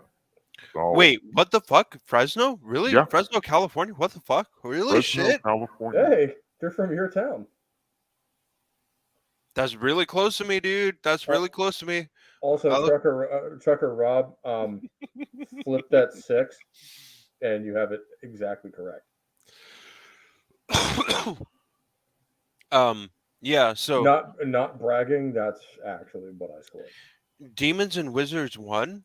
And I'm what 1456, so I'm 15 minutes in. Dude, this is fucking epic. Demons and Wizards What the fuck, dude? Fucking glorious. Oh Yeah. my god, so good. I okay. I kind of get the feeling that they're trying to go for like these are the people that would probably maybe or maybe not play Dungeons and Dragons. They play some variation of They D&D. absolutely did. And this is the kind of it feels like this music is like a backdrop for people that actually like imagine in their heads like what a fucking epic adventure we could go on kind of shit, right? Whether you're Yeah. sober or you're high on acid. I've talked to people that kind of fit into both of these ranges, and it's really they okay, these guys, I don't know if the band's name is Demons and Wizards, but the band's name is Demons and Wizards. okay. So listening to this first album, it really makes me feel like I could go on an epic adventure. I've been listening to that for like the past hour. If you haven't played Skyrim with Demons and Wizards blaring in the background, you have to. You owe it to yourself. That sounds like such a fun time. Oh my god. Because, like, let's face it, we're not just music nerds. We're nerds of all stripes. Yep. Like, let's face it. I mean, I spent about 20 minutes on this very stream, not to mention previous streams and my own video, talking about my deep love of BattleTech and 40K. Mm-hmm. Yeah. Which is also, coming back to bite me in the ass because now I'm moving and I have to move all of those minis. It's not fun. But for real, it's like the bane of my existence having to pack all that shit up and hope that it gets there in one piece. I'm anticipating a rather large order of cyanoacrylate in my immediate future. But also, like this, like, you know, we talk about this stuff, you know, on the internet, and I would love to meet all of these guys. Every guest I've ever had on this channel, I would love to meet in person. Oh yeah. Oh yeah. And I can't wait to meet you all in person. But as I did last weekend in the Fan Expo in Boston, dude, hang out, like, dude, build the local communities. Like, hang out with your local nerds, like members of the fellowship who Oh are yeah. in your area. Like, Herbs, I know you have fellowship members right around you. Fucking shit. Yeah, quite a few. Quite a few, more than up here, and yet we're the only ones who do this kind of stuff. Where we Yeah. just hang out outside of the FNT meetups. Like, we've been on FNT talking. I mean, our pictures at least. Talking about hanging out as being just a community of nerds. Do that shit. Get in touch with people around you. We are nothing but a collective of like-minded individuals that volunteer to be part of this society, if you want to call it that. Mm. Get out there. Hang out. And Fizz, I am moving much closer to you than you think. And I would love to meet. I would love to meet you in person, man. The number of streams we've done. Yeah. I'd love to fucking hang out with you, man. Do a mini meetup kind of sort of thing. Absolutely. Like, even just have a meetup at a bar, or like, you all just get together and be like, hey, show up here. And we'll just all talk together and hang out. I'd love to do that. Because I'd be an excellent designated driver. You can't count on me to be the designated driver. I'm the passenger, that's for sure. The good thing about the designated driver is he gets to choose what music is played in the car. Yeah, unless the designated driver designates someone to be the designated music player, like that happens. Driver picks the music, shotgun shuts his K-hole. Right. Them's the rules. Ooh. And I'm not talking about being, like, you know, extroverted and like going out there and trying to, like, dude, I am one of the most antisocial people you will ever meet in real life. I'm very standoffish. And those of the community who have met me in person can attest. I am rather large and intimidating. That's not a bad thing, but especially when I look at you with that "what the fuck do you want?" Yeah, that's where it counters into people might not want to walk up. I mean, hey, I get that too. I've lived in some bad areas, and I've had to take on looking at people with a like, "What the fuck do you want? Get the fuck away from me" type of look, right on your face, as a sort of how do you put it? Barrier. Yeah. So people don't fuck with you in public, specifically in public. So becoming that's a public just me figure, in general of just. I've developed a really good scowl over the years. I like having a scowl. Yeah. I'm just big and have a mohawk, so how tall are just you? Leave me. I'm 6'2". Okay, yeah. And I'm about 230 pounds.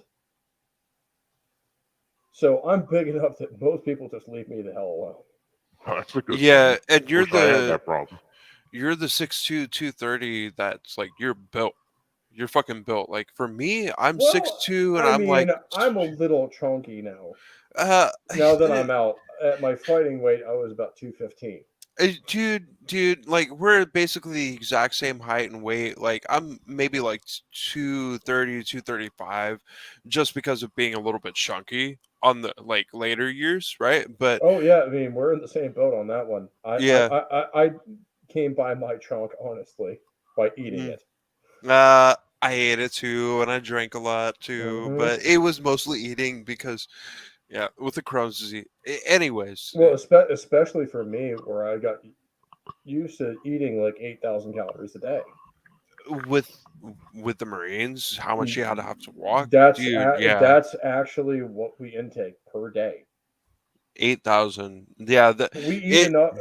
For those of you who are not into like fitness, we eat it. Each one of us eats enough for 4 full-size adults. Not surprising. That would be the average amount. Like, this is what you need to intake if you want to keep on that bulk, right? The muscle, Yeah, when we're actually the bulking, protein.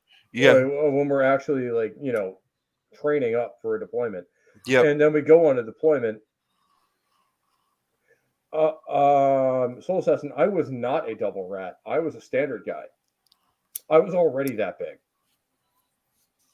when I went in. I came in at like 6'2", 185. Holy shit. I was actually on the skinnier side. You want to guess what my size was before I started gaining weight?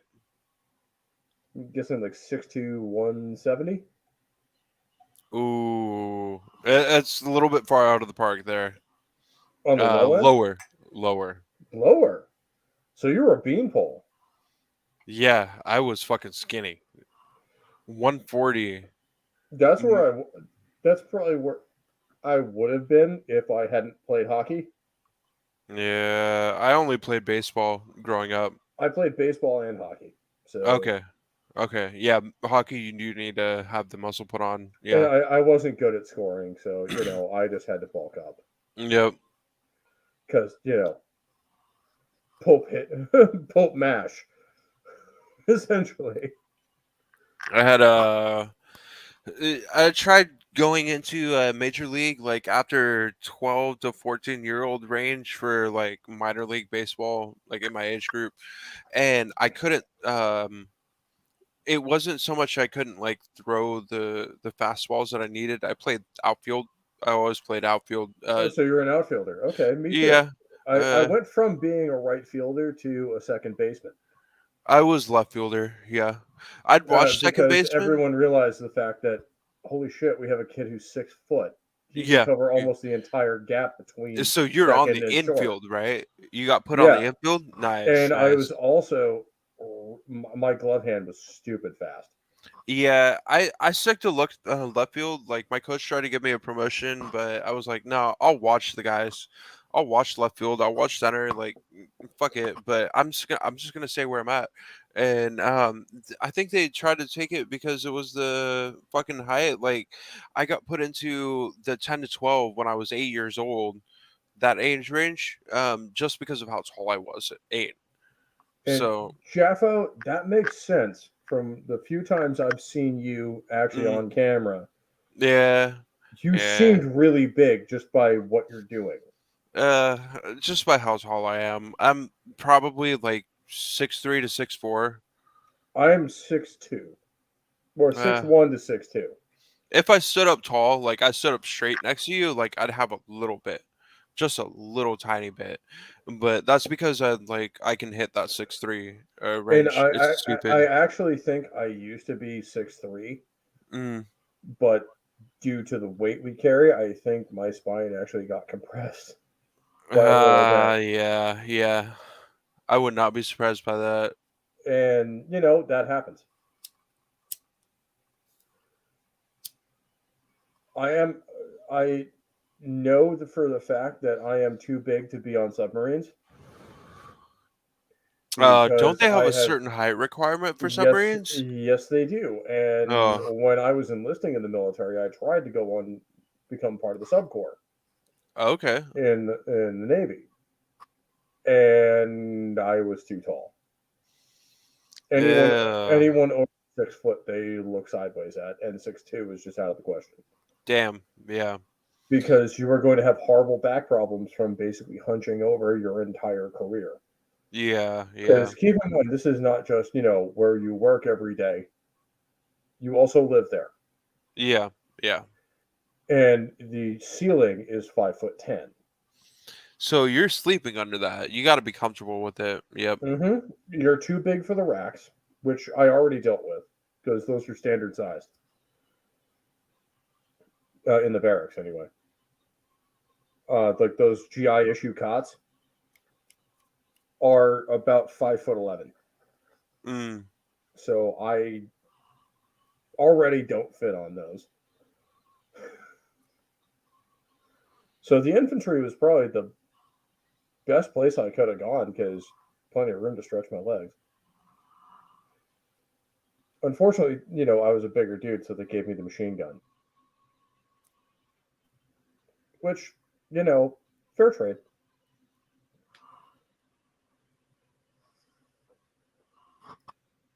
No, Fizz, you're absolutely right. It's kind of like that. Especially and that's a good question, and no. They have a minimum height requirement as well.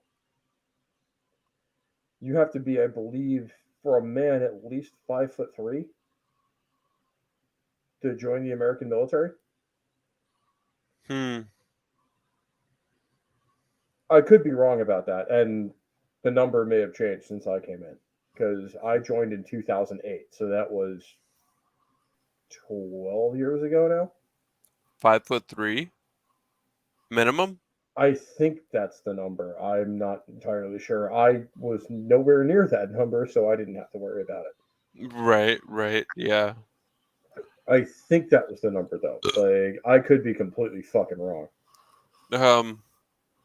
I can see you want somebody that's around 5'4" to 5'6" for jet fighter planes, because of the smaller compartment space, and then Navy ships. Yes. Anyone who's actually ever sat in a aircraft cockpit can tell you that there's a reason most pilots are short. Yeah. Those things are no bigger than they are absolutely necessary. Absolutely necessary. So that would be around 4 to 5 feet. Yeah. Most guys I know who are fighter pilots are about 5'7" to 5'8". Oh, okay. So 5 to 6. Okay. And most of the women I know are about 5'4" to 5'5". That's perfect height. That's right in between that 5 to 6. Yeah. Ooh. Yeah. That's perfect. That's right in that 5 to 6. But they fit in that cockpit at that size. That's what I'm talking about. Yeah. You want that 5 foot to 6 foot range. I actually got them to, because one of my friends was a pilot. I actually got them to, yes, I was friends with officers because I went to college, and then dropped out and joined the infantry because I'm dumb. But I actually tried to sit in the cockpit of an F-18. And they actually lowered the canopy on me. My shoulders don't fit. What? Shoulders? Of all things, I thought it would be your head because of your height from your hips to your head. Even my shoulders don't fit. I'm too wide. Oh, shit. I have a 44-inch shoulder. Damn. It's fucking retarded. I think I have the same situation. I'm 5'11", but my shoulders are so broad. I look. So you're built. You're stockier built. Yeah, I look like the Batman the Animated Series. Yeah. Yeah, you know how the chests of those characters in the Superman the Animated Series. Yeah, that's what I look like. What we refer to that is barrel chested. Yes. Very, very wide shoulder, broad shoulder, really big chest. I used to get referred to like that, and unfortunately for me, I was actually on the border of medium and large for sizes. So I could either have a medium flak vest and extend it all the way out and still be a little short. So it would never actually like my chest would always be a little bit compressed. Or I could have a large vest with a large plate and tighten it all the way down and it would still rub a little bit. So I usually went with the medium. Because, having your chest constricted a little bit is nothing compared to having an armor plate doing, going up and down across your entire chest all day. Yeah. Every day. It was, yeah. 5'9" is probably on the high side for a pilot. Jaho. And yeah, most naval ships, for those of you who are not in the Navy, one of the concerns for the Marine Corps' armoring system when I went in the MTV, we actually used to use the older variant, the OTV, on ship because the MTV was a lot bulkier and you couldn't fit through the hatches side, like front on. Like you couldn't just walk through the hatchways. You had to either, crab style it and just to sidestep it, or just wear something, or, just wear the OTV, which was a lot slimmer. But even the hatches on the LHDs, and keep in mind, these are ships that are meant to house Marines. I don't know if you guys know many infantry Marines. We're big people. I mean, I'm one. I'm average height for a grunt. Your average United States infantryman is fucking enormous. So we were trying to get through average ship hatchways that are probably made for people who are like 5'6". Picture my 6'2" ass trying to fit through that in armor, trying to get where I need to go.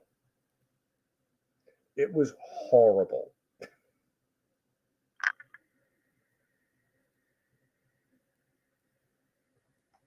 Yeah, Rob. So the Tortuga I've actually seen. I was never on board her, but I actually did see the ship. The only LHD I was actually on was for a training cruise on the USS Wasp.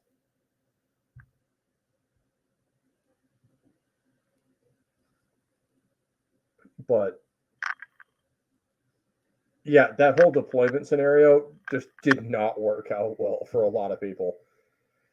Because you're basically taking very large human beings in armor and basically packing them into what amounts to a giant sardine can.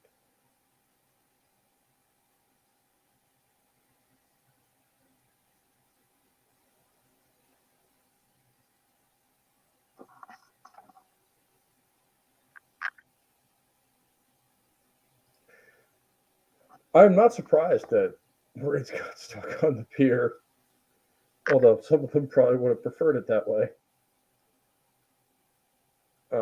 Knowing what I do about Southeast Asia, never having been on a Southeast Asia cruise myself. But I had friends who did. And it's a special experience. We'll leave it at that. But no, man, like any other bands you guys really want to highlight for this NWOTHM movement? I can't think of any other right now. I would say Ambush, Skullfist, Riot City, Wolf, Fortress, Enforcer, and Entrenched. Entrenched, not entrenched. Entranced with an I.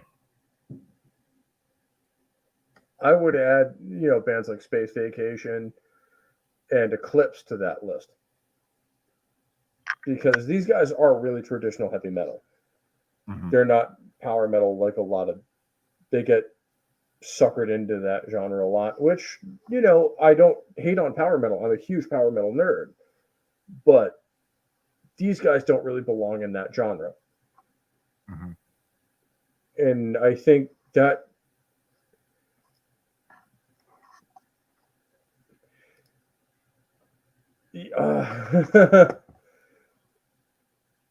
that's actually the exact opposite of what used to happen. Is that I'm also not sure you guys know how common hatchways are on a ship. It's like every 20 feet you have to squeeze yourself through a hatch that is much smaller than you are in full gear. It sucks balls, and I never ever want to do it again. I did one training cruise, and that was enough for me because we never actually got sent on an expeditionary float. But I would also add, shit, what band was I going to talk about? Oh, Steel Wing. I'll post it up in Gilded. If somebody wants to throw up the Gilded link in the chat, that'd be great because I can't right now. But I really do enjoy them. Guys, vent for me for a second because the curse is coming back. I'm on the. Do you want me to post the Gilded app, or where do you want me to post it? I think what he would mean is the Gilded invite link. They're just like how Discord has an invite link. Gilded Oh has an fuck! I don't invite know how to link. work that shit. Fuck. Yeah, I've got Gilded pulled up. Let me see if I can bring up the invite link. How the fuck do I get Invite out of instant message? people, copy. Okay, here we go. And then bring this into the YouTube chat. There we go. If there's anybody that is interested in joining Pope Metallicus Gilded, which I do suggest you do, we have some great conversations there with memes about guns and memes about music, and then actual posts about guns and actual posts about music and all sorts of other great stuff. Yeah, join Pope's Gilded. Here Oh you yeah, can got it. also get Yes, here you can also get notifications about the music channel that we do, Rock and Roll Religion, here every Sunday. So you can get notifications with that. Yes. Yes, there we go. Thank you, Pope. Yeah, I just Thank wanted. you, Sentinel. That's what I meant to say. Thank you, Sentinel. I called you Pope. God damn it. I've had too many beers. Anyways, Sentinel.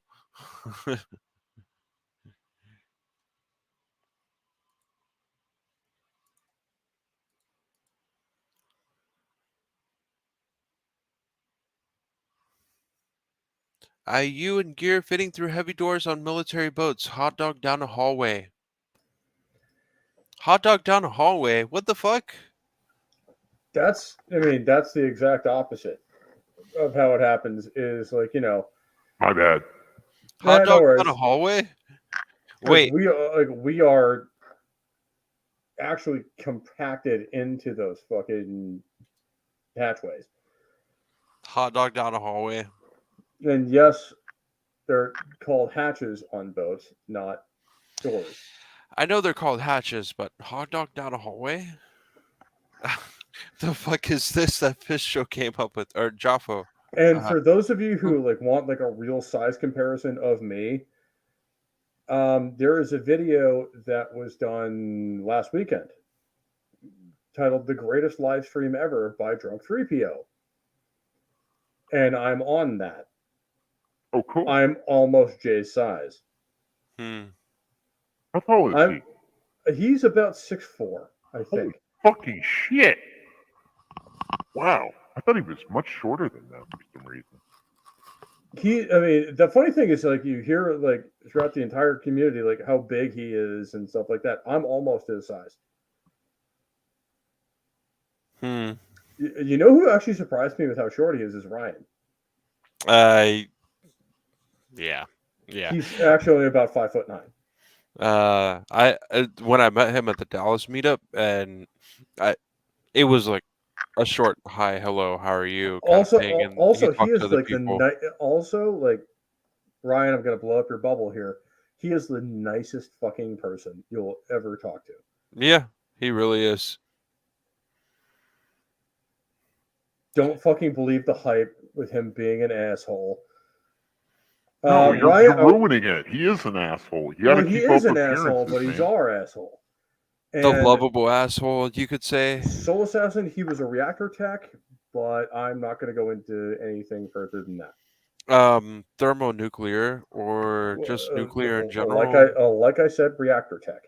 Yeah, he did reactor tech. That would be the best way to put He it. was an enlisted reactor tech. That's all I'm going to say about it.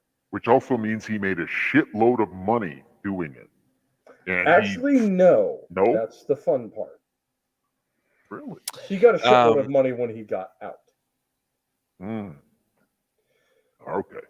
Because when you have a standardized pay grade, well, I mean, the military operates on standardized pay grade. So an E5 makes E5 salary no matter what branch or what job you're in. Mm-hmm. So me as a squad leader, as sergeant, which I never hit, by the way, never claimed to. I was a terminal lance corporal, which is an E3. But E3s across the military get paid the same, no matter what job or billet they're in. So we don't make money based on our skills, because in a large part, a lot of our skills were taught to us by the government.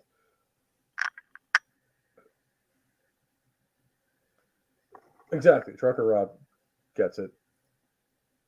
I never thought a Marine and a Coastie would be agreeing on this much, but weird things happen sometimes on the internet.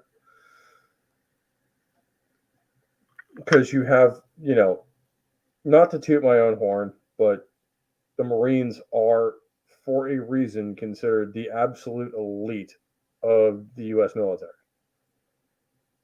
And not to insult Trucker Rob or any of the Coasties, but they do have the reputation for basically being the National Guard of the Navy.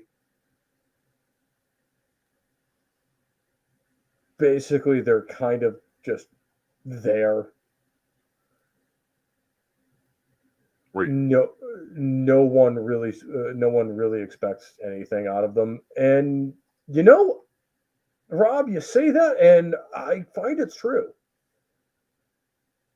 Most of the puddle pirates I met, I actually like a lot. Just gonna throw that one out there. The Coasties tend to be pretty cool people. And if you go in swimming when you're drunk and are about to drown, they'll probably come fish your ass out. Which for the people on this stream might just happen more than we expect. Yeah, let's just say I grew up in a family of and extended family of lifeguards. No Coast Guard service, but actual Fizz, that's right. lifeguards. So Fizz, that's yeah, right. I forgot your dad was a Marine. yeah. And yes, to get all the jokes aside, there is no such thing as an ex-Marine. You will be a Marine until the day you die. Mm-hmm. And Trucker Rob will back me up on this. There's only actual two branches of the military. The Air Force is a corporation and the Marine Corps is a cult.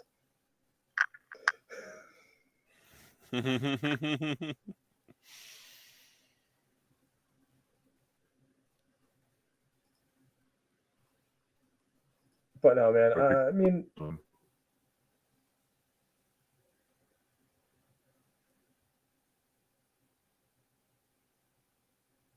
Puddle pirates. yep. He's not wrong. There is a Coast Guard um, at the Marine Corps Museum in Quantico.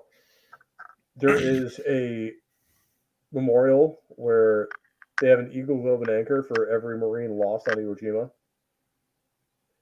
And there are a couple Coast Guard emblems on there as well. In addition to the Navy Corpsmen that we usually go out with, there was a couple of coasties who were running the boats, getting us from ship to shore. And some of them bought it as well. So it's all fun and games to talk shit about the Coast Guard and all that. And yes, we all do it. And Soul Assassin, my favorite color is blue because it tastes like Windows.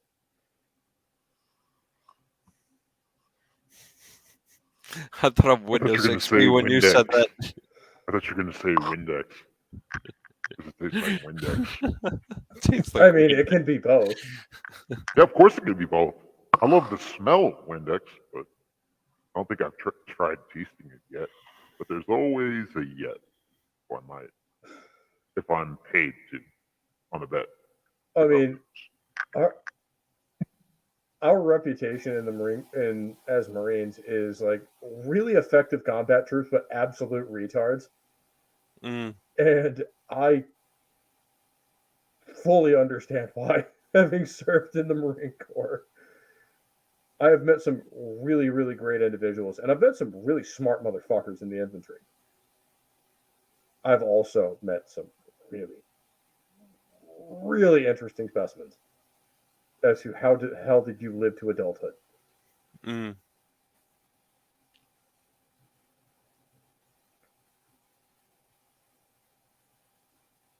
Yep.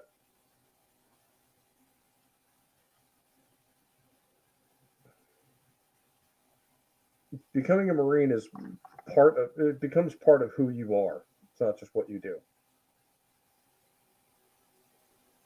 And that's not even just true for the grunts. It's true for all Marines. Regardless of if you're air wing or, whatever else job you have. You are Marines first and foremost. And that's one of the things I've always loved about my service. But we will do a stream on that on November 10th. If my setup is still here for it. Because that is the Marine Corps birthday, and you will see me get moto as fuck on that day. It's going to be a fun drinking night? Yeah. Oh, it will. It will absolutely. And that's if I stay here and not go out drinking with some of my Marines. Right. If I go out drinking with my Marines, it's going to get... I'll probably still be able to live stream, but it'll get rather more hilarious. And also probably get my channel taken down. But, hey, this is why it's called show business. You never work with children or animals. And unfortunately, the Marine Corps tends to emulate both.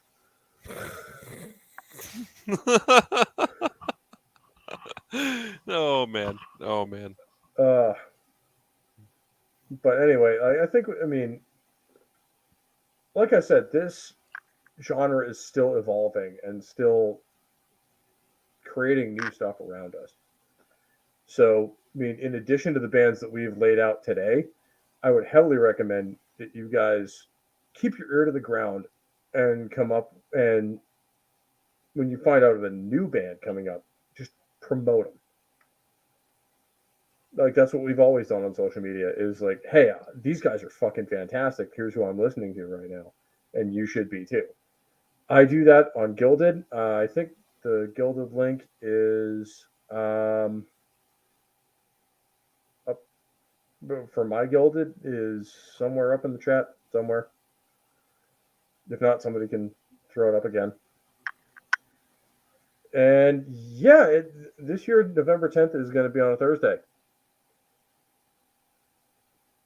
And I can't compete with Comics Division, and I can't also guarantee that I'm not also going to be, like, lurking in his chat while I'm getting hammered on my own stream. So I can multitask, assholes. Just not You well. just stream snap him a little bit and say, "Sup, comics? Hey, which are you drinking?" Oh man. I have no idea how funny that would be. Mm. Hey, we also drink knowing that we have to work tomorrow. Because we're not smart, all right? I never claimed 100% relate. I have never claimed to be a smart man. My IQ may, contradict that, but I am not a smart man.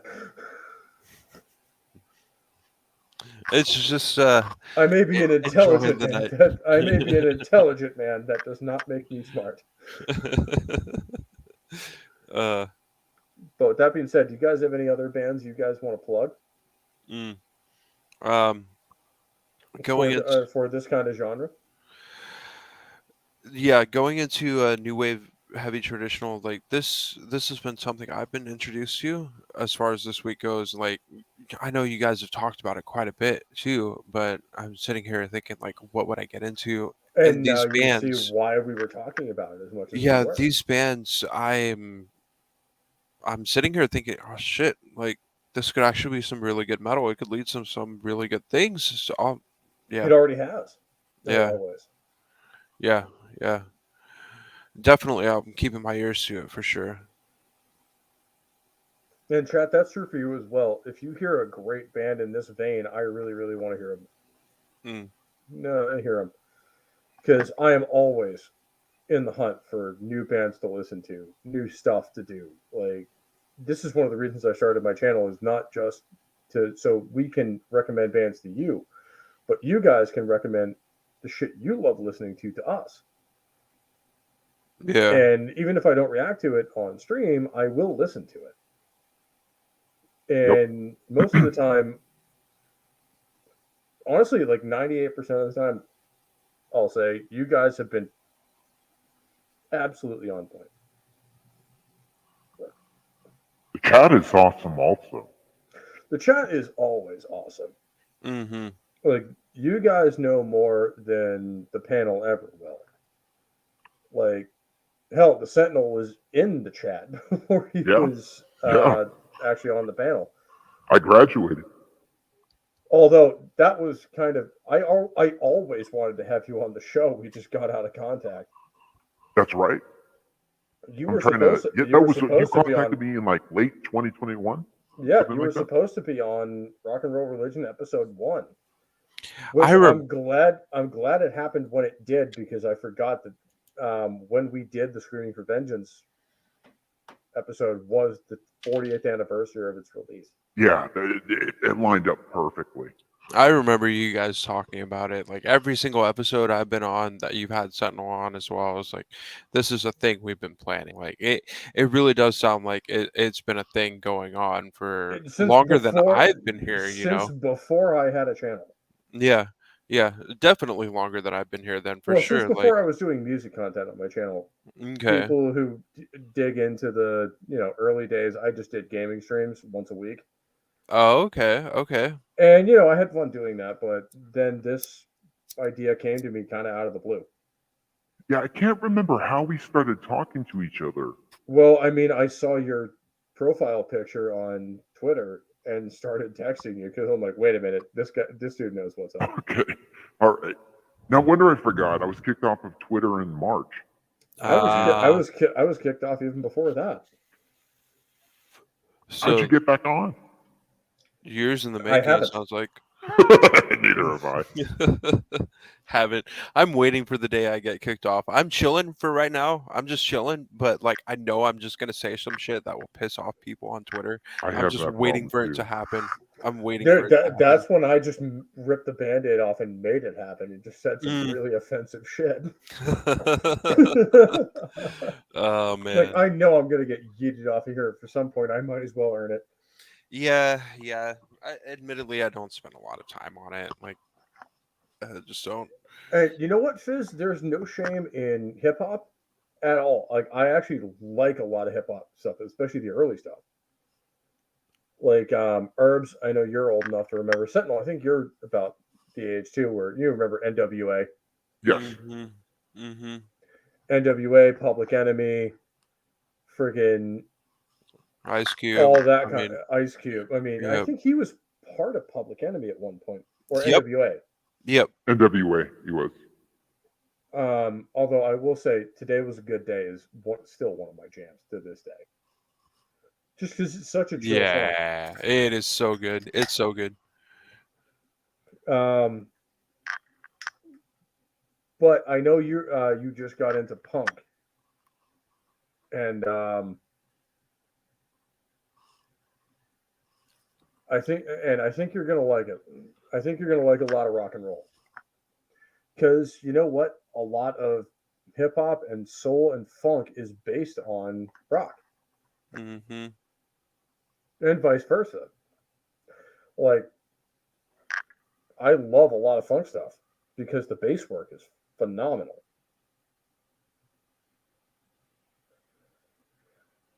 Um, but anyway, I think we're gonna wrap this one up. So, what do you guys got going on this week? Sentinel, we'll start with you. I'm very busy again this week. Unfortunately, I haven't been able to upload any content to it, but you can find me at the Sentinel on YouTube and on Instagram at the Sentinel 43. That's 43 as in numbers. And Right. I want to do some game streaming that I haven't done in a while, but we'll see what happens. Maybe I can make it happen tonight. I don't know. But yeah, that's about it. Absolutely. Herbs, what you got going on? Apparently, Trucker Rob knows. Caught me after I was taking a hit off my bowl. Anyways, yes. So tonight I am going to be streaming on my Twitch a little bit later. Zombie Armies. I didn't get to finish it last night. But if you want to watch me play Zombie Army Trilogy Part 2, the second game, I will be streaming that a little bit later tonight at twitch.tv Sergeant Herbs. Fucking I have some YouTube stuff that I'm working on, some VODs that I'm taking from previous Twitch streams, and like I have a couple of ideas for videos I'm gonna work on for actually like going over movie reviews and stuff like that. But yeah, stay tuned. I'll definitely be releasing that soon. Which leads me to kind of my plugs, where I do game stream on Twitch every now and again. It's usually BattleTech, or recently I've been doing 40K Chaos Gate, which is a lot of fun. So you guys should absolutely follow me over on there at Pope_Metallicus. It's just me basically being a jackass in the games I know and love. And other than that, you can catch me here every Sunday, as always, along with these lovable miscreants. And then every other Monday, you can catch me on It's Only Talk and Roll with That 70s Rock Fan, where the last episode we talked about Towering Inferno. It's really just kind of whatever we want to talk about. I think the next one is going to be the 80s metal scene in California. So I think you guys will definitely want to tune in for that, because we've got some real interesting guests lined up for that one. And other than that, you can catch me on here always. Feel free to. I think the link to my Discord, or not Discord, but Gilded page is somewhere in the chat. I would put it in the description, but I'm lazy, so I haven't.